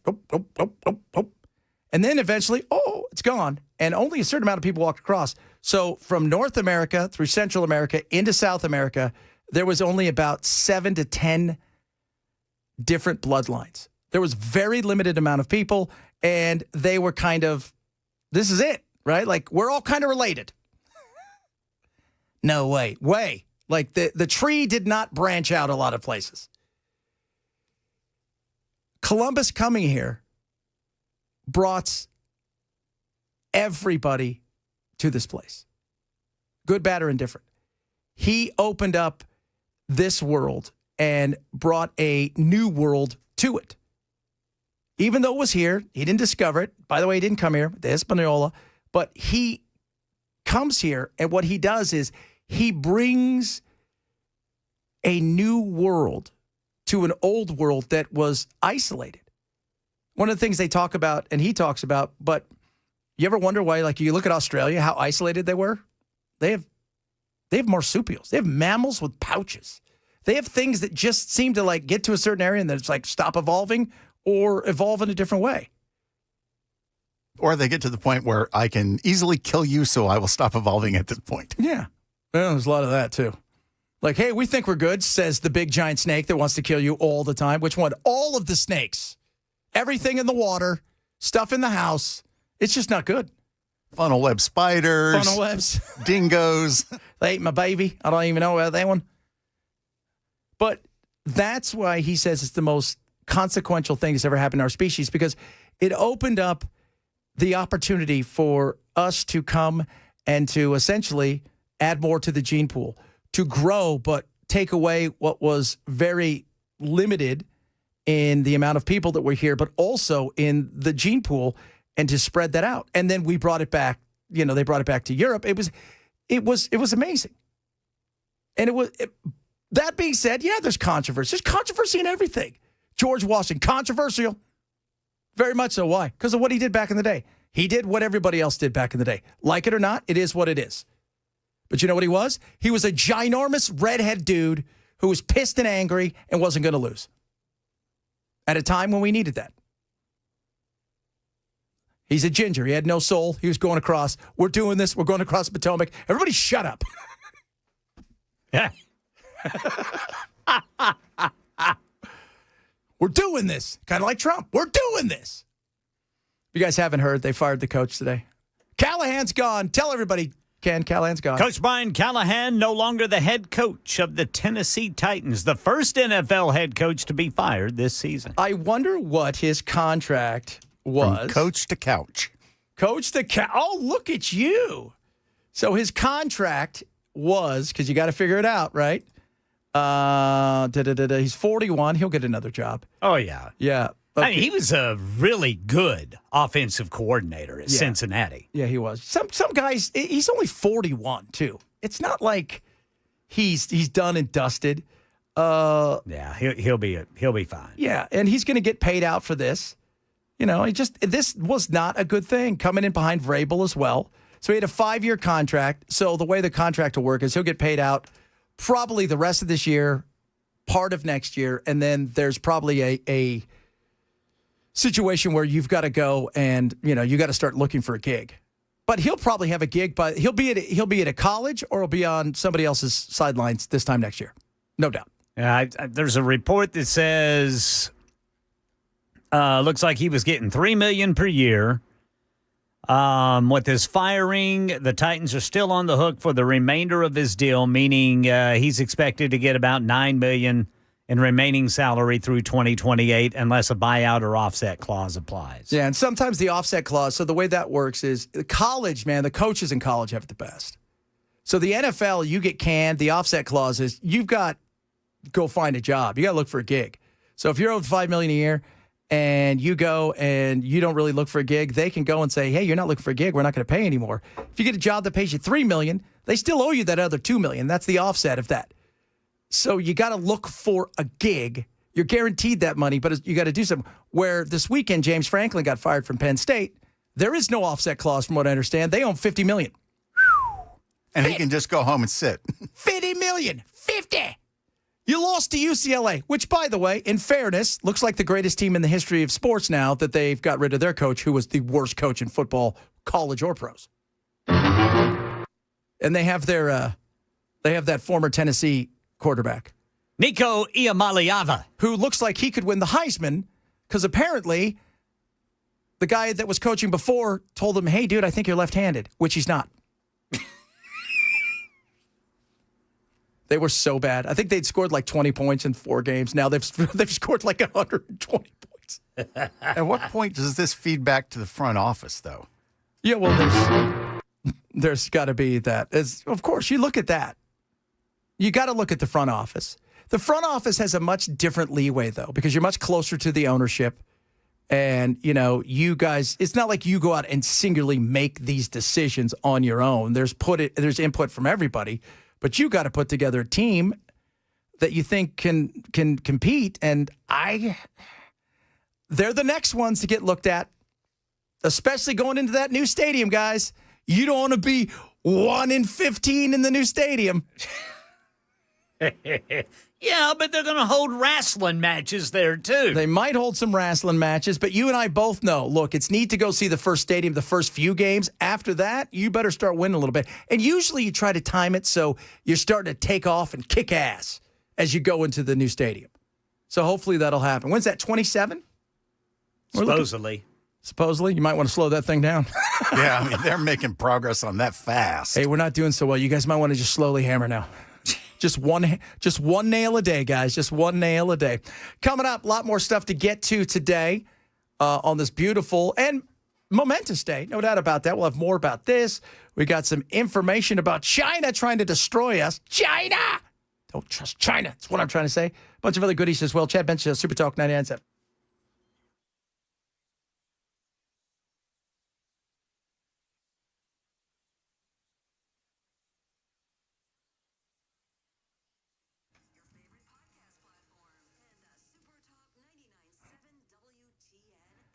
Bulwark Capital wants to talk to you about what's going on in your investments. maybe you should take a look. Your retirements. Absolutely. Bork is doing amazing things, and this year they're on fire. Why don't you sit down and talk with them? They want to give you a risk review. Absolutely. They're going to go through. No risk to you. They're going to give you a review, second set of advice, a second opinion on your retirement, on your investments. All you have to do is go to knowyourriskpodcast.com and sign up today. That's Know Your Risk Podcast. Call 866-779-RISK. They're going to talk about what it is they do, risk management, especially at a time like this, value investing globally, which is awesome, and what they're about, which is lower risk, lower cost, and lower that volatility. They're amazing. Takes about 30 to 45 minutes. You're going to, worst case scenarios, you're going to go, oh, I learned a lot. Maybe you learned that where you want to be in your retirement, you're not going to get there because you're just not putting yourself in that position, or maybe you're risking too much, and that's not something you want to do either. So why don't you do this? Call 866-779-RISK or go to knowyourriskpodcast.com to sign up for your Know Your Risk portfolio review. That's knowyourriskpodcast.com. For Borg Capital Management, investment advisory service offered through Trick Financial LLC, an SEC registered investment advisor. Investment for all risk, not a guarantee. Past performance doesn't guarantee future results. Trick 25284.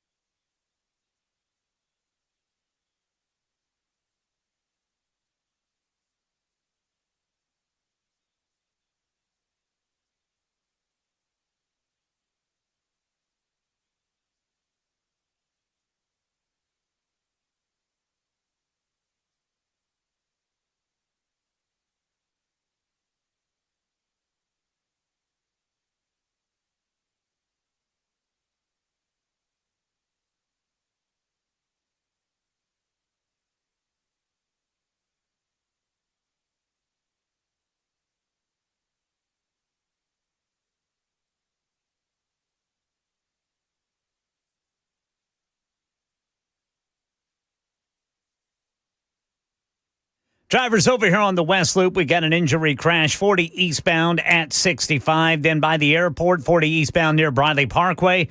Talbot's Corner injury crash, 65 southbound after I-24.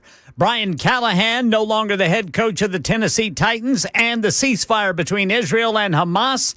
Official, President Trump on his way home from the Egypt signing ceremony.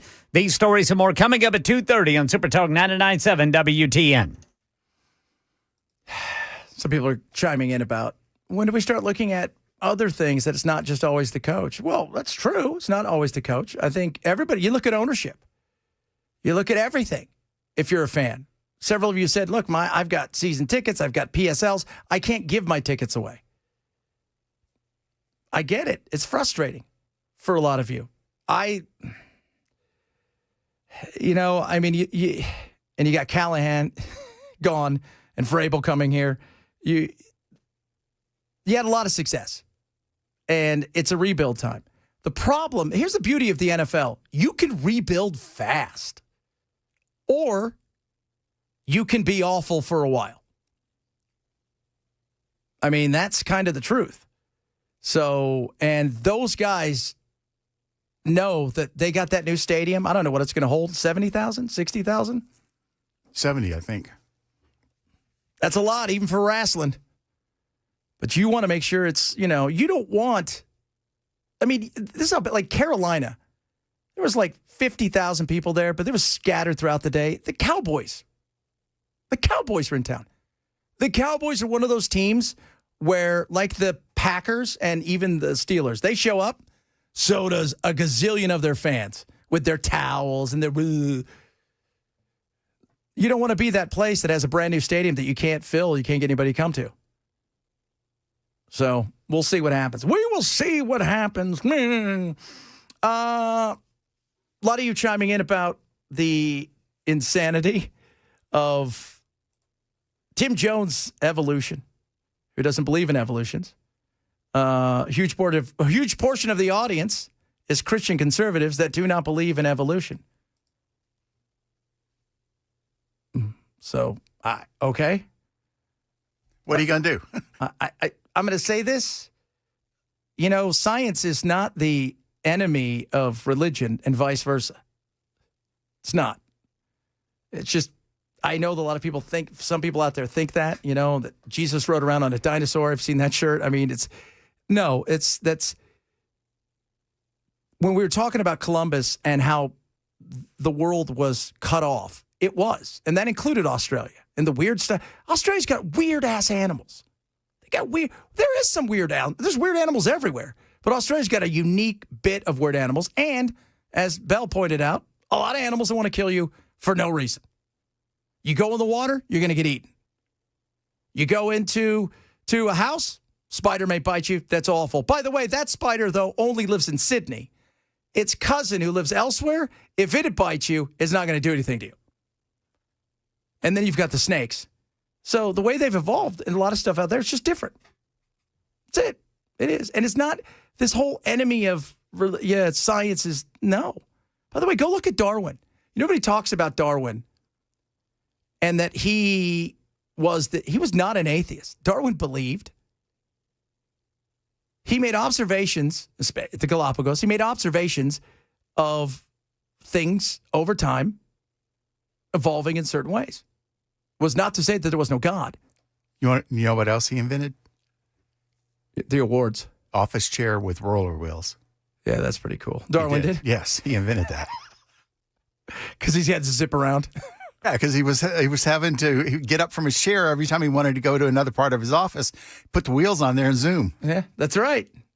Sometimes it's all about what you invent. And the best thing about invention is being able to do that. And he also invented the awards. Because where else could we see men do stupid things? Rarely do you see a woman win an award in the Darwin Awards.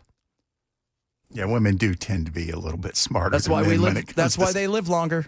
Well, we die sooner because we want to. Well, and that and the fact that nobody else is going to got a great idea. I know it's a golf cart, but I have at my old job, they had a couple extra rockets, and I've attached these to them. I think this is going to be good.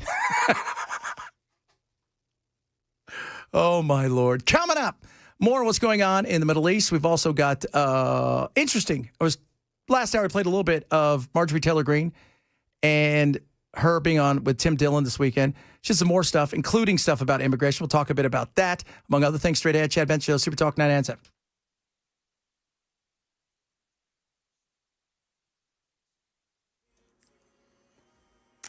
The ceasefire between Israel and Hamas. We've got the latest on that in a moment. But first, Brian Callahan, no longer the head coach of the Tennessee Titans. The team announcing his dismissal after a 1-5 start to the season and a 4-19 overall record. Titans leadership citing a lack of progress and continued offensive struggles. Callahan's the first NFL coach to be fired this season. And the ceasefire between Israel and Hamas official, President Trump signing it with leaders from all over Europe and the Middle East looking on during a special ceremony in Egypt. This took 3,000 years to get to this point. Can you believe it? And it's going to hold up, too. It's going to hold up. We get more from ABC's Ian Panel in Tel Aviv. There are things that are unresolved, not least the bodies of the deceased hostages. That has to be resolved. But this was like the first day being here where there was an air, a lightness in the air, where people were smiling. People dared believe that this actually was the end of the war. And we saw wave after wave of applause, of crying, of hugging, of singing. That's Ian Panel in Tel Aviv, Hostage Square there. Meanwhile, hundreds of aid trucks now entering Gaza from Egypt. Plans to increase to 600 trucks daily to address famine and devastation. Back here in Middle Tennessee, authorities have released the names of the 16 victims killed in Friday's explosion at Accurate Energetic Systems in McEwen. The lives lost include Jason Adams, Eric Anderson, Billy Baker, Adam Boatman, Christopher Clark, Mindy Clifton, James Cook, Raina Gillihan, Letitia Mays, Jeremy Moore, Melinda Rainey, Melissa Stafford, Trenton Stewart, Rachel Woodall, Stephen Wright, and Donald Yoel. Local churches holding vigils, grief counselors being made available in schools and community centers there.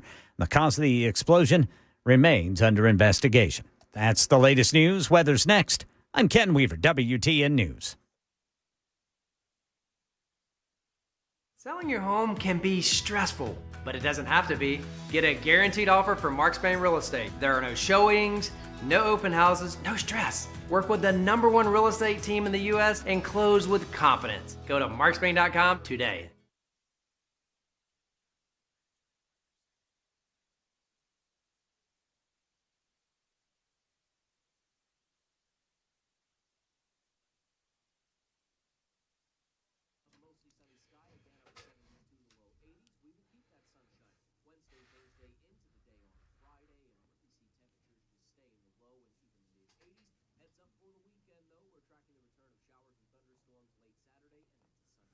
Busy Bee wants to make sure that you're scaring the good times with Busy Bee. How about this, kids? You want to join the Beehive Club for free? Just carve a pumpkin of Buzz the Bee.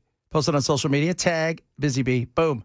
There you go. You're going to show off your spooky sills. You're going to get a reward. Now, let's talk about stuff. Service, HVAC, upgrade the thermostat, get a free dryer vent cleaning. Absolutely super important. Great to breathe.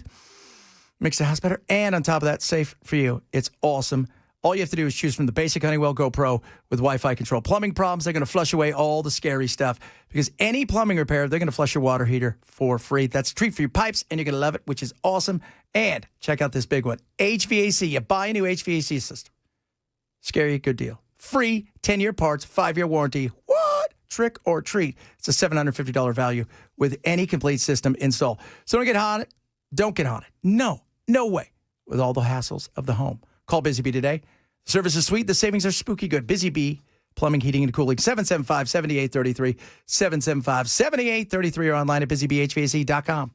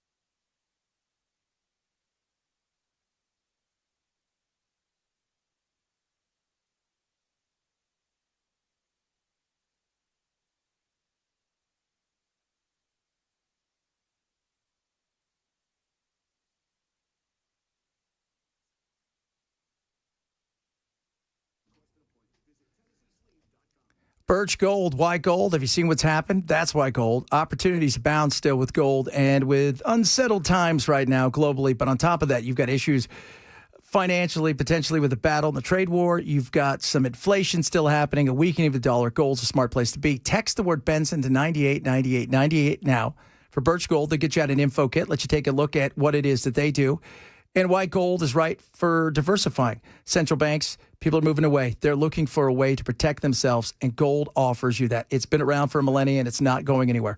Text the word Benson to 989898 now. Get your free info kit from Birch, A-plus rated by the Better Business Bureau. They'll show you whether it's the physical or maybe moving an existing IRA, 401k, or savings over to a gold-backed IRA is for you. They'll show you what's best for you. Text the word Benson now to 989898 for Birch Gold.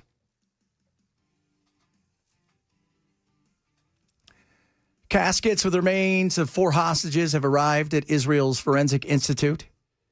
This is not going to be an easy thing. A lot of people there outside, soldiers, people holding up the flag, people saluting. These were hostages that were brought over on October 7th. Some of them died through, I don't know. I mean, it could have been starvation. It could have been during a bombing. It could have been Hamas that did it. They're going to take the blame for it because they should. And this is going to take more than a few weeks to get all of these bodies, the forensics done on who these people are and to get them in a position to give back to their families, which is, it's what they want. Bury their loved ones that they've been waiting for. Watching the people come home today. It was interesting. I was watching Christiana Amanpour earlier talking about while you saw the one hostage was really thin, a vast majority of the hostages come back. They're thin, but they're not super thin. And they said it's because that was their last bargaining chip. So they were trying to make sure that they were treating them better than most Palestinians, making sure they had food. Because you don't want to screw that one up. Yeah, you don't want them kicking off and then you run out of chips. Exactly. That's not good. Not good at all. China came after us hard last week. We always know what we say about China. Donald Trump, don't trust China. China is... Yeah, he's correct. He's correct in that. So last week, Trump goes after China, says, I'm not going to meet with you guys. Gee, we're done. We're done. We're not going to be friends. We're not going to be pals. We're done. And the reason? China basically went after all of our allies and people we trade with and said, look, we've had enough. We're in a better position. America's not in a good position. And we now control all of these rare earth minerals. We have all of this stuff. They're beholden to us. We're not beholden to them. So we want to do everything we can to basically get away from them, stop trading with them. And that's what Trump said. Now, they came out today and said, nah, we'll fix it. But China is not our friend. They're not our pals. I've been saying that for quite a long time. And while I appreciate the let's throw some tariffs on them, the reality is that hurts us.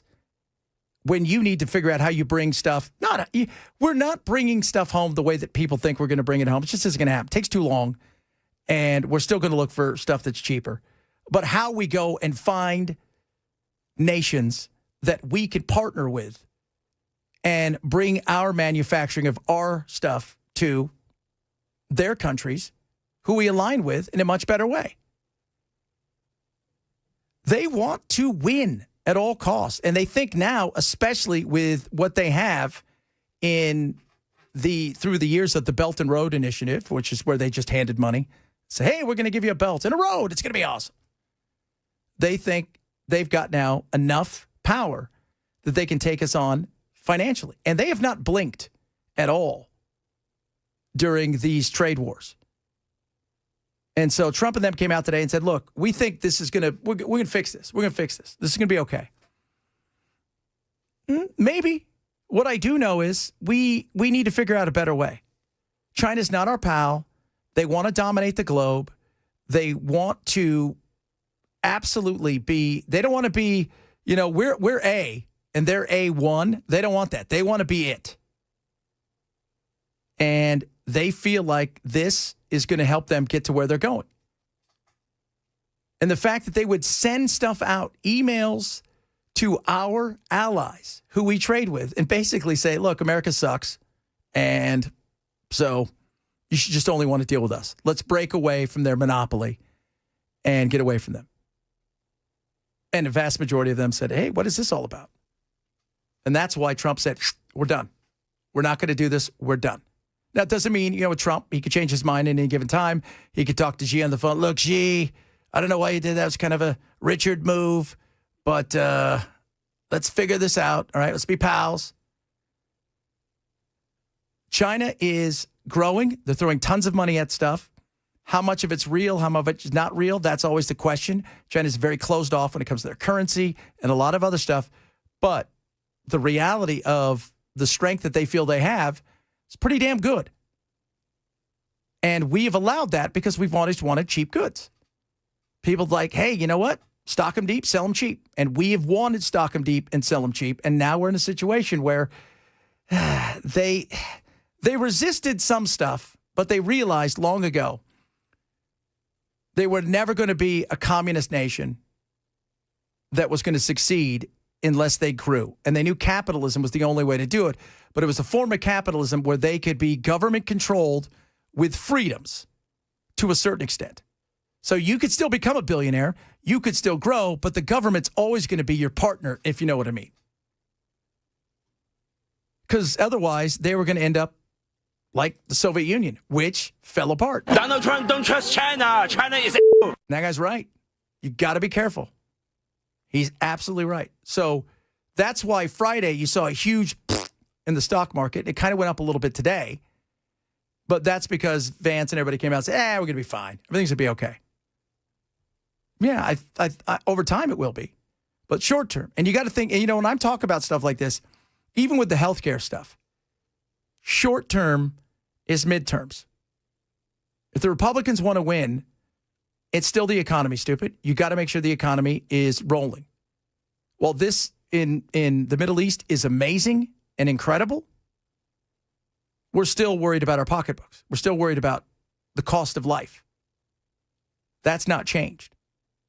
And we're going to have to, Trump and them have to deal with this situation in a way where China feels like right now they have the upper hand. I mean, think about the cojones enough where they would send out stuff to all of our people essentially saying, hey, screw them, come work with us, right? You don't need them, right? You don't need any of their stuff. We've got the stuff you need. You don't need them. Well, they do need us because at the end of the day, our economy is still massive, the biggest in the world. But I think it was a shock to everybody's system. That's why everything went on Friday, bumped a little bit. And the coming days are going to be interesting. Because as of November 1st, apparently there's a chance it could get even uglier when it comes to this and the trade war that's not a war, but kind of a war. Meanwhile, several of you have chimed in about, because we were talking about Christopher Columbus. He's no longer with us, by the way. He sailed the ocean blue. What year? 1689. Exactly, because that rhymes. 1492, Chad. Okay, so, and we're talking about evolution. A lot of people are like, oh, Chad, your evolution. I don't want to hear evolution. Evolution, by the way, Catholic Church, Jewish, right? Islamic, even Protestants, all believe that God used evolution. It is not a thing where... Well, they are just wrong. Yeah, I know. Catholic Church. So there shouldn't be... It's weird that there's this battle. Everybody's like, well, there's a lot of Christian conservatives. I understand there's a lot of Christian conservatives. But go look at so many of the famed Christian conservatives who talk about science and the coexisting of it all.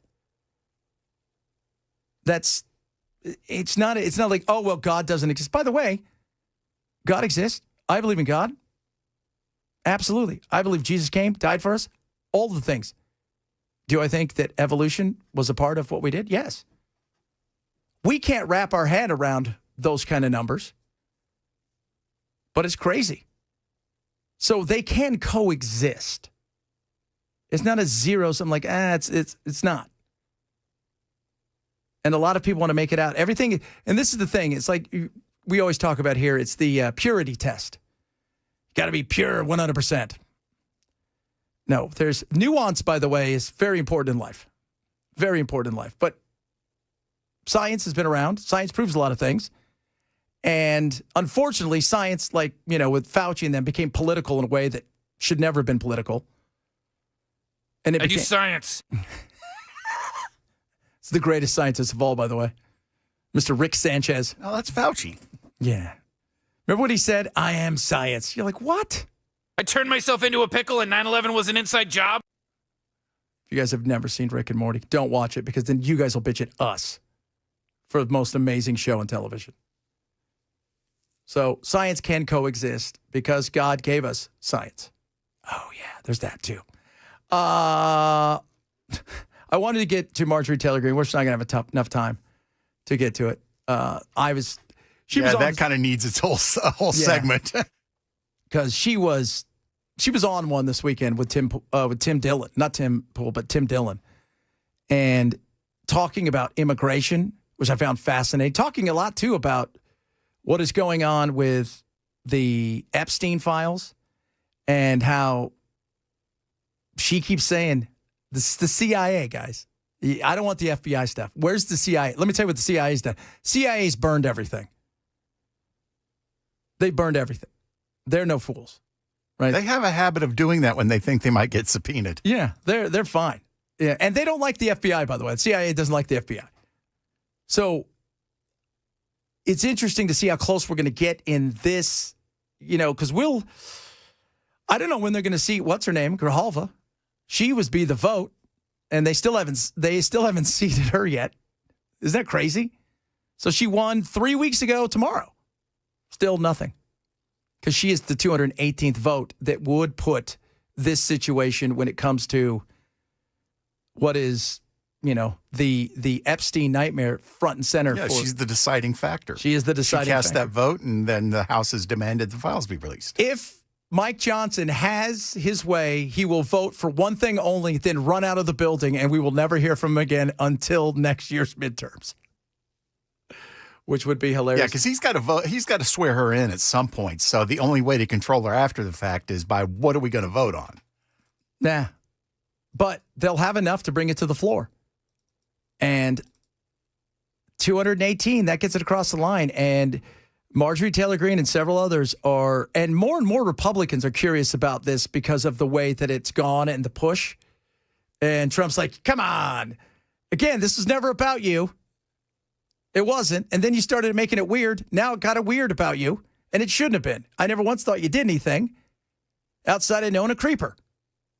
But that doesn't mean you're guilty of something. That being said, the weirder it gets.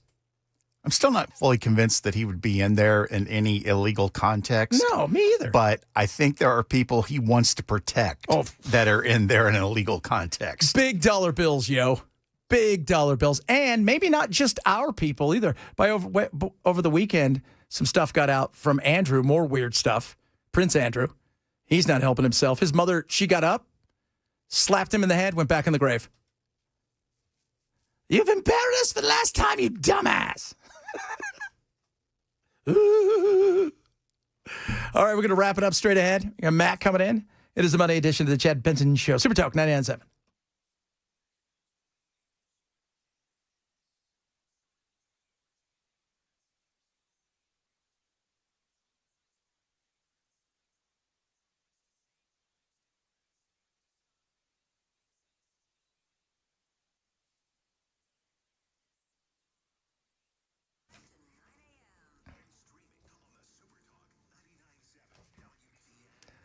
United Structural Systems, there to help you. Are you ready for this? 30,000 customers, 30-plus years of experience, A-plus rated by the Better Business Bureau, and 5-star reviews, about 2,000 of them, and counting each and every single day. They're amazing. Doesn't matter what it is that you're looking for. If you've got issues with maybe your basement wall, right? Your stabilizations, you got foundation repair issues that you may be looking at. You've got stuff that's leaked in through cracks you didn't know about. They're there to help you. They're going to come out. They're going to give you a free inspection. They're not going to sell anything you don't need. That's not who they are. So it doesn't matter what problem you have. Maybe something's sinking. You're like, what's going on? Let them come take a look. Because the quicker they do that, the quicker they can get to it. Guess what? the less expensive it's going to be because the less of a pain in the butt's going to be. So what are you waiting for? If you're worried about mold, wood rot, and all the other things that comes with structural repair on top of the fact that you got sitting water somewhere, things you just can't see, USS is there to help. Call 615-488-7855, 615-488-7855, or online at USSTN.com.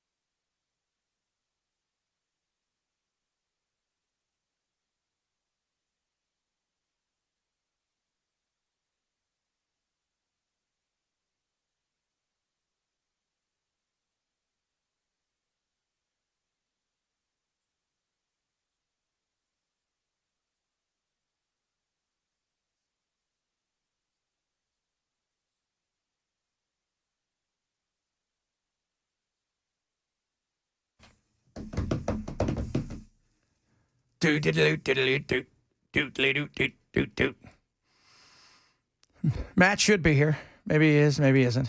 Maybe he's just He's around somewhere. He is wandering around. I saw him here earlier. But then he gets talking to other people. Next thing you know, forgets he's on the air. We leave. It just goes dead. What are you going to do? Happens. Happens. It happens.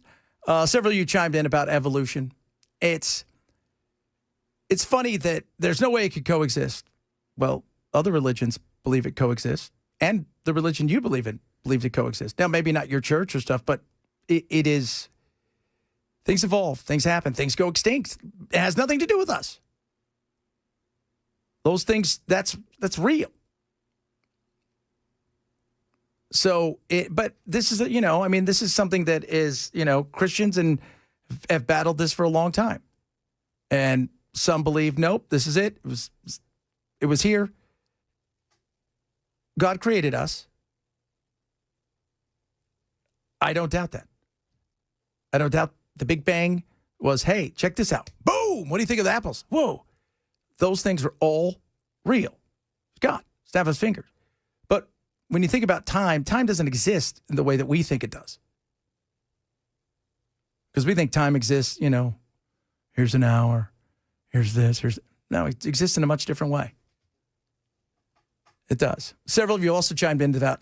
China really hasn't blinked at the whole tariff thing. No, they haven't.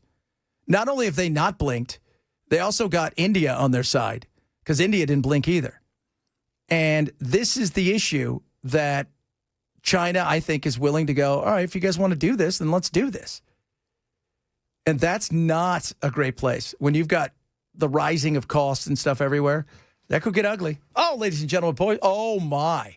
Dressed to the nines, ladies and gentlemen, in the house, wearing his Freedom hat and an awesome shirt.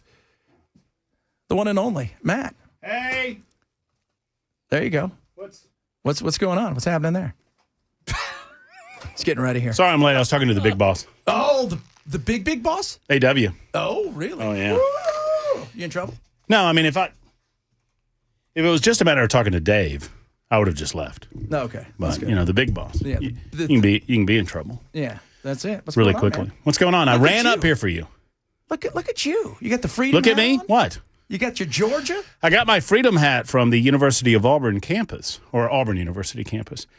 They were selling them before Auburn University shut them down, which I kind of understand because they didn't have a license. But is this Is this? It was a Turning Point USA chapter. It was selling the Freedom caps. That's cool. What did you charge at? $20? It was $40. Holy mother of goodness! Well, that's what I said.